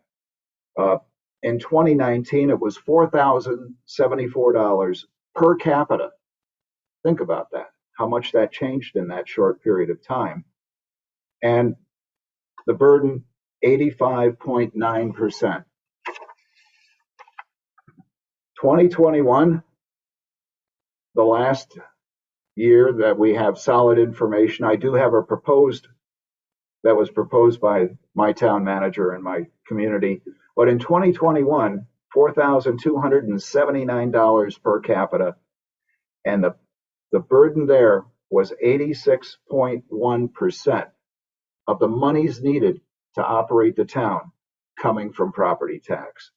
I mean, that really illuminates the issue and points out just how important some relief is needed. Because we literally looked at, in that short period of time, a jump from $3,168 to a jump to $4,279 per capita. Thank you. That's a pretty stark explanation of why this would be important to our residents. So thank you very much, Tom, for being here today and for talking to us. And thank you, Chairman Fonfara. Thank you, Representative Cheeseman. Seeing no other questions, Bree? The next testifier is Randy Collins. Good morning, members of the Finance, Revenue, and Bonding Committee. Nice to see everybody again, and I'm very happy to be testifying early in the morning. Wanted to speak on two bills today on behalf of CCM. First, I wanted to quickly touch and support House Bill 5487, an act concerning the property tax credit. The bill would expand eligibility for the property tax credit that can be claimed against state income tax. I've spoken numerous times, and as you all know, property tax credit, the property tax is one of the most regressive taxes. TCM and its member towns are happy to support any measure that can provide relief to their residents from this. The bill would provide limited relief, and that CCM continues to urge the committee to looks to working with the committee to provide meaningful and comprehensive property tax reform, provide a benefit to all of our taxpayers, and also ensure that they're sustainable in nature. The other bill I wanted to testify in opposition to 5474, which would establish a new property tax exemption for property located on certain Indian lands. 5474 would create a new exemption under 1281. This exemption would not impact real or personal property owned by either of the tribal nations, but would only exempt property that is currently taxable, owned, or leased by a third party. The impact of this is particularly detrimental to the towns of Montville and Ledyard. I know they've submitted testimony in opposition. Montville would theoretically lose approximately $700,000 annually, and Ledyard would lose almost $600,000 on an annual basis. Also, by providing this tax exemption to third-party entities, a Nike, a Tanger, a restaurant, a Dunkin' Donuts, you're going to shift that burden from those two towns onto their current residential and commercial payers. So, in essence, if there's a Starbucks in one of the tribal casinos that gets a tax break, the Dunkin' Donuts in town is now going to have to pick up that burden to pay for it. The towns of Montville, Ledyard have long carried a disproportionate burden of providing infrastructure needed. Public safety has increased dramatically. Their costs have gone up. By hosting the tribal nations. I mean, and they are good partners, and they, I've routinely said we work strongly with them. I believe that Montville has a tax stabilization type agreement with the Mohegan tribal nation. So we would oppose this tax exemption. I know that the chairman has spoken quite a bit about the benefits from the Mashantucket Pequot Fund, and there is a bill being heard in appropriations later today that would redirect 30 seconds, please summarize. Yep. It would increase Mashantucket Pequot funding allocated to towns from current $50 million to, I think it's $146 million. That certainly would be a significant benefit. But to tie this tax exemption to a bill that's in another committee and hasn't been enacted yet is problematic. So as I said, at this time, we would oppose House Bill 5474. Thank you. Thank you, sir. Representative Barry. Thank you, Mr. Chair. We heard from the good tribal chairman this morning, and he told us that the towns of New London and Montville didn't really provide a lot of services, that the tribal nations themselves provided the services. Do you agree with that? I know that I've spoken with the mayor of Ledyard this morning. I believe it's that they educate. I forgot what the numbers are, but there's a significant amount of children from the tribal nation that live on the reservation in Ledyard that attend Ledyard Public Schools, so there's certain services provided. But I know that Montville and Ledyard have both indicated that their police forces have doubled in size since the opening of the two tribal casinos. There's significant wear and tear on the roads to and from the area. So while there is a benefit from hosting these in an economic development aspect, at the same point there are costs that are incurred. And this bill, by providing an exemption to the third-party entities, and again, it doesn't impact any of the property owned by the tribal nation, but it's, again, if it's a private company is coming in that is making a profit from there, that's where the exemption would be provided. So again, this bill doesn't reduce the cost for those towns. It's just going to shift the burden of meeting the needs that, as I said, it's road maintenance, it's police, it's fire, to and from the casinos that are impacted. Right. And the tribal nations do provide public safety services within the tribal nation. And it is my understanding that the children that attend the school that they are reimbursed at, I believe from the federal government. Is that true? So the towns are receiving, I guess you would say, tuition for those students? There is funding that comes in, but I don't believe that it's a dollar for dollar cost. Similar to most of our other municipalities, when we look at costs of providing special education, English as a second language, different aspects that the town still has to assume a significant portion of that burden because of, we have underfunding of our education services. So again, all those costs are built in. And while, as I said, money that is provided through the tribal nations, National Pequot funds helps, it still doesn't meet the full expenditures that these municipalities have assumed to do that. Okay, and you did mention SB 452. Do you think if that passed, that would be an appropriate remedy for this situation? I think it would get them close. I mean, I think it would definitely be a benefit. And when the National Pequot Fund began in 1994, I believe it was $88 million was allocated. That got up to a high of about $134 million allocated to towns and cities in 2002, and now we're down to $51 million that's been allocated to our towns and cities. So that would be a help. But I mean, currently, right now, I'd have to see the distribution if that money went through. But again, that is often, unfortunately, we have a long history as municipalities of, we're going to provide a tax exemption and then a grant to fund that. And that grant is either unfunded, underfunded. For property taxes, I know they're regressive, but it is the sole source of municipal revenue. That it's the one aspect that we control. So when we create an exemption, and there are 99 mandated exemptions on the books right now, it's very hard for our municipalities. We're being forced to live on state aid that fluctuates and a property tax system that is regressive. But again, it's, when you look at a city like New London, 50% of the property tax base is exempt. So it's a hard system to work under. If we weren't as reliant on that property tax structure, the issues that we're talking about with the tribal nations right here probably wouldn't be as complicated. I think we wouldn't be as reliant on every single dollar that we can that's out there. Thank you. I appreciate your answers. Thank you, Mr. Chair.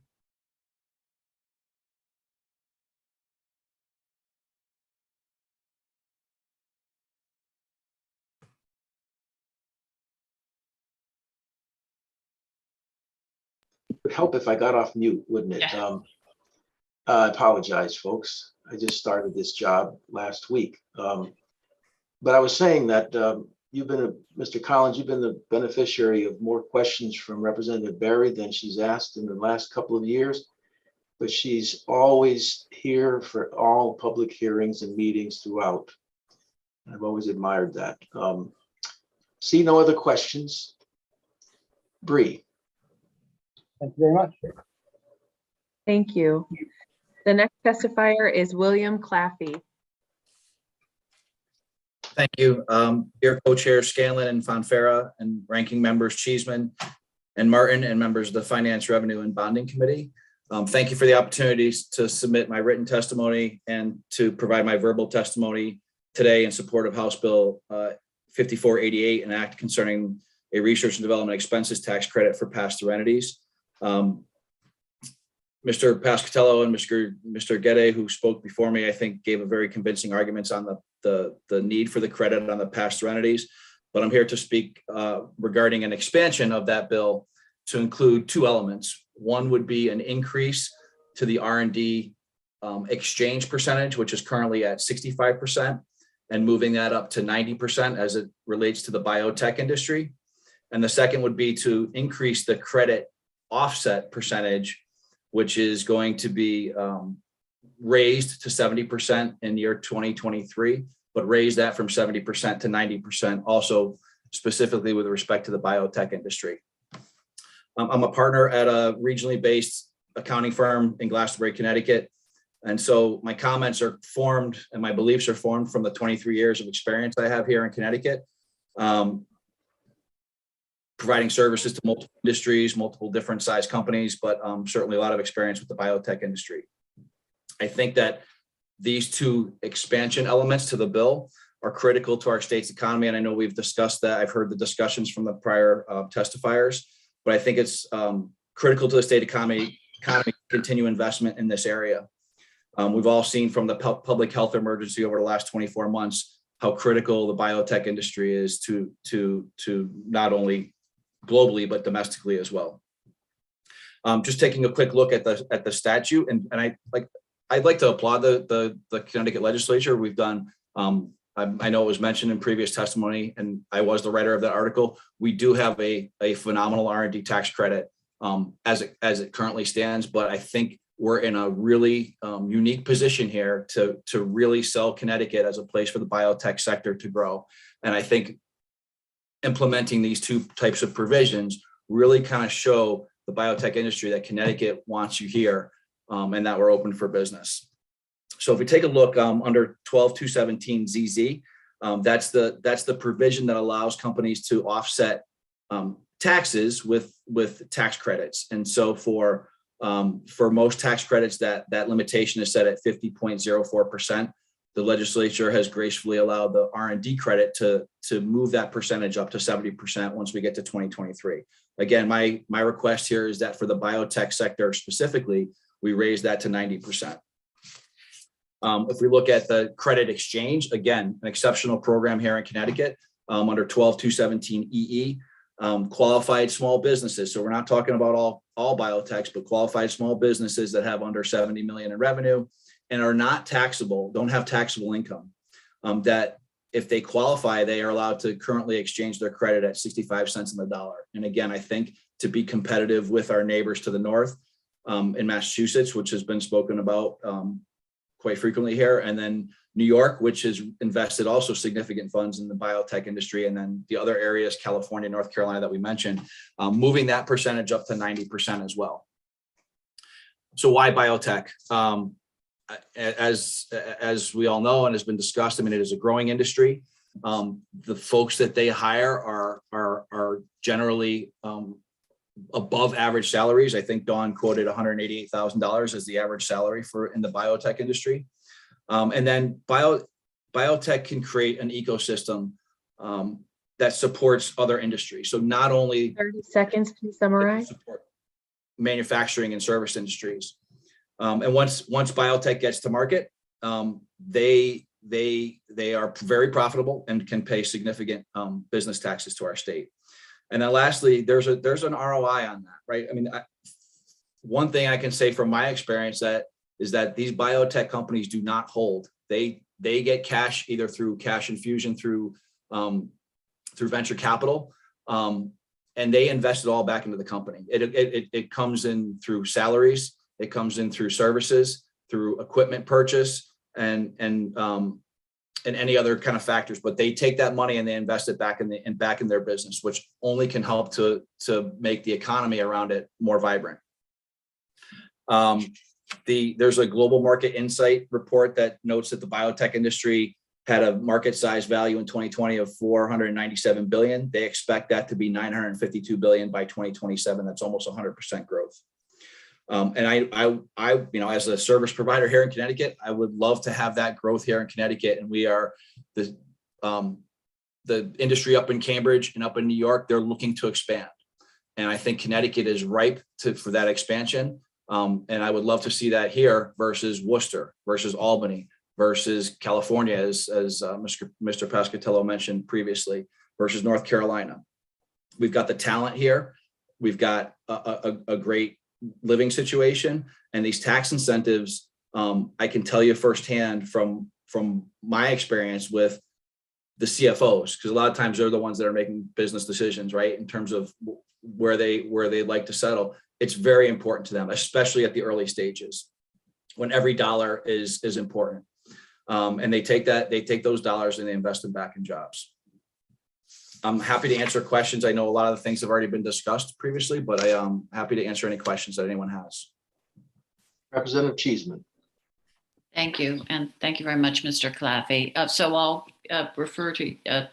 pose you the question I posed earlier to Dawn in terms of, and I think you've outlined some of them, what specific benefits Connecticut will reap should we increase the percentage? And as a follow-on, why should we single out the biotech sector for special treatment in terms of increasing the percentage? What are the benefits of that? How can we justify that? Sure.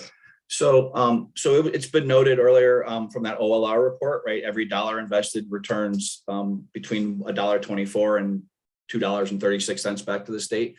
But the direct benefit that the state receives is additional jobs.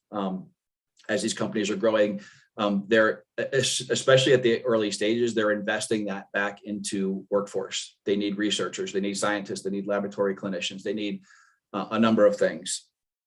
And so as they're hiring, the state is receiving those funds back in the personal income tax, right? So estimated kind of direct return on investment, I'm thinking is around 7 years, right? If you say, if I hire someone at $100,000 salary, you're going to get $6,000. And then when you increase via inflation, you're going to get that money back in personal income tax. You're going to get that money back in sales tax, right? If you have somebody here, they're going to be spending money on goods and services, and they're going to be paying sales tax. The average sales tax is anywhere between $1,200 and $2,000 per year. So you're getting money back there. You're also getting additional property taxes. You're increasing the value of homes that are going to increase the taxes paid to our municipality. So and again, this is an industry, I think, to answer your second question, Representative Cheeseman, the biotech sector, they invest back. I mean, I work with all kinds of clients. I know that there's some companies that they hold cash.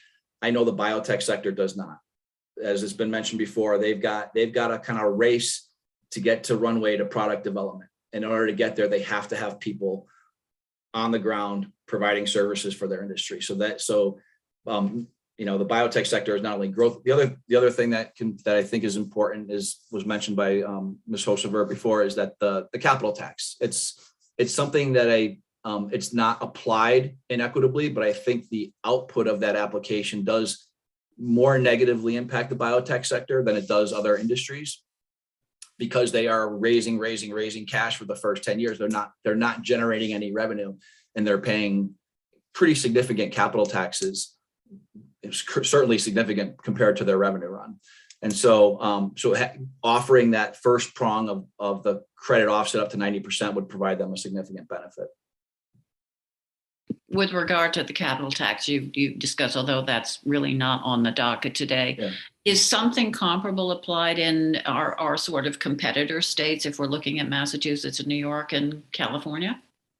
So New York and Massachusetts, New York used to have a capital-based tax. They phased it completely out. Massachusetts does have a net worth or a capital-based tax, but they have a different way of allocating that to the state. So really, Connecticut and California does not. They've got a flat franchise fee of $800. The mechanism Connecticut uses to allocate that or apportion that to the state is based on where the headquarters is. And so you're disincentivizing companies from actually locating their highest salaried people here in the state. Okay, thank you. Thank you for your answers. Thank you, Chairman Fanfar. Thank you, Representative Cheeseman. Mr. Claffey, you mentioned earlier that we have the talent, we have a great living environment. I question the great living environment for 20 to 30-year-olds. From 30-year-olds and up, it is a great living environment. You're ready to settle down, get married, whatever, own a home. Connecticut's great for that. Start to have children in most places, not all in Connecticut. That's a great environment. But we don't do so well in the area of 20 to 30. And we're not doing anything to change that to any great degree either. And so I know I asked this question earlier, but I'd like your opinion on that, of how a young person sees Connecticut in terms of when you're competing against a Boston. The testimony earlier about a young woman, a high schooler, who said, I'm going to go to Boston. And I don't think that she's unusual.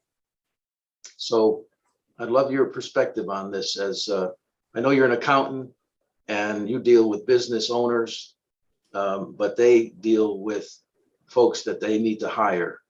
And I'd like your perspective, if you have one, what you've heard from your clients in that regard. Thank you. Thank you, Chairman Fonfara. I think it's a very fair question.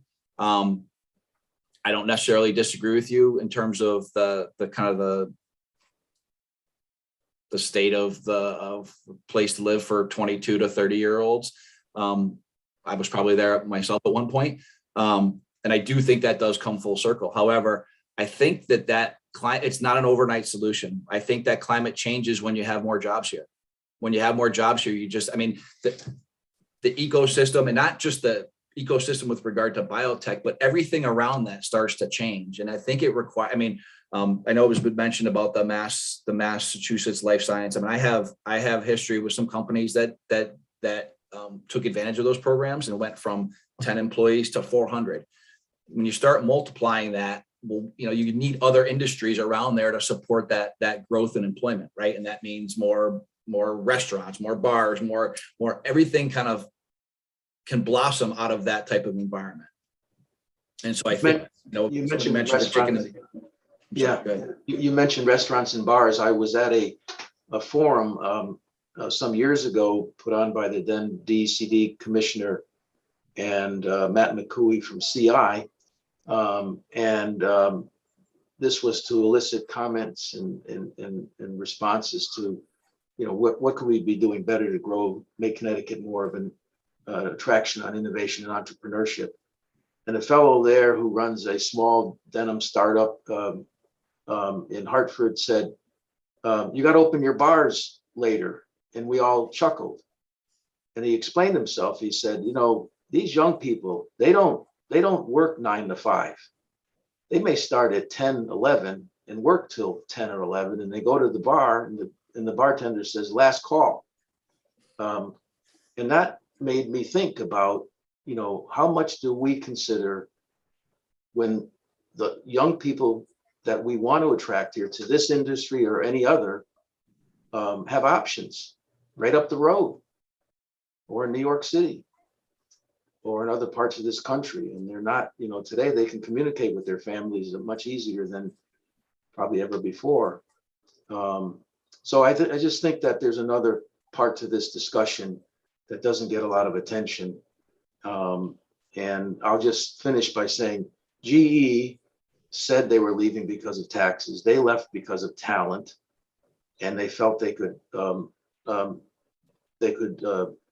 access that talent 100 miles to the north of us here in Connecticut. And they left. That's real. I appreciate it, your testimony, and seeing no other questions. Bree? We have no other testifiers joining us for today's public hearing. Wow. No, it's a record. And it's not even noon. Well, thank you, everybody. I know we have, what do we have, Bree, on the docket ahead of us for next week? We will be holding public hearings on Wednesday, March 30th at 9 a.m. and Thursday, March 31st at 9 a.m. Very good. I wish you all a great weekend, and we'll see you next week. And we'll conclude this public hearing. Thank you, everybody. Thank you. Bye, Thank you, everybody. Chairman.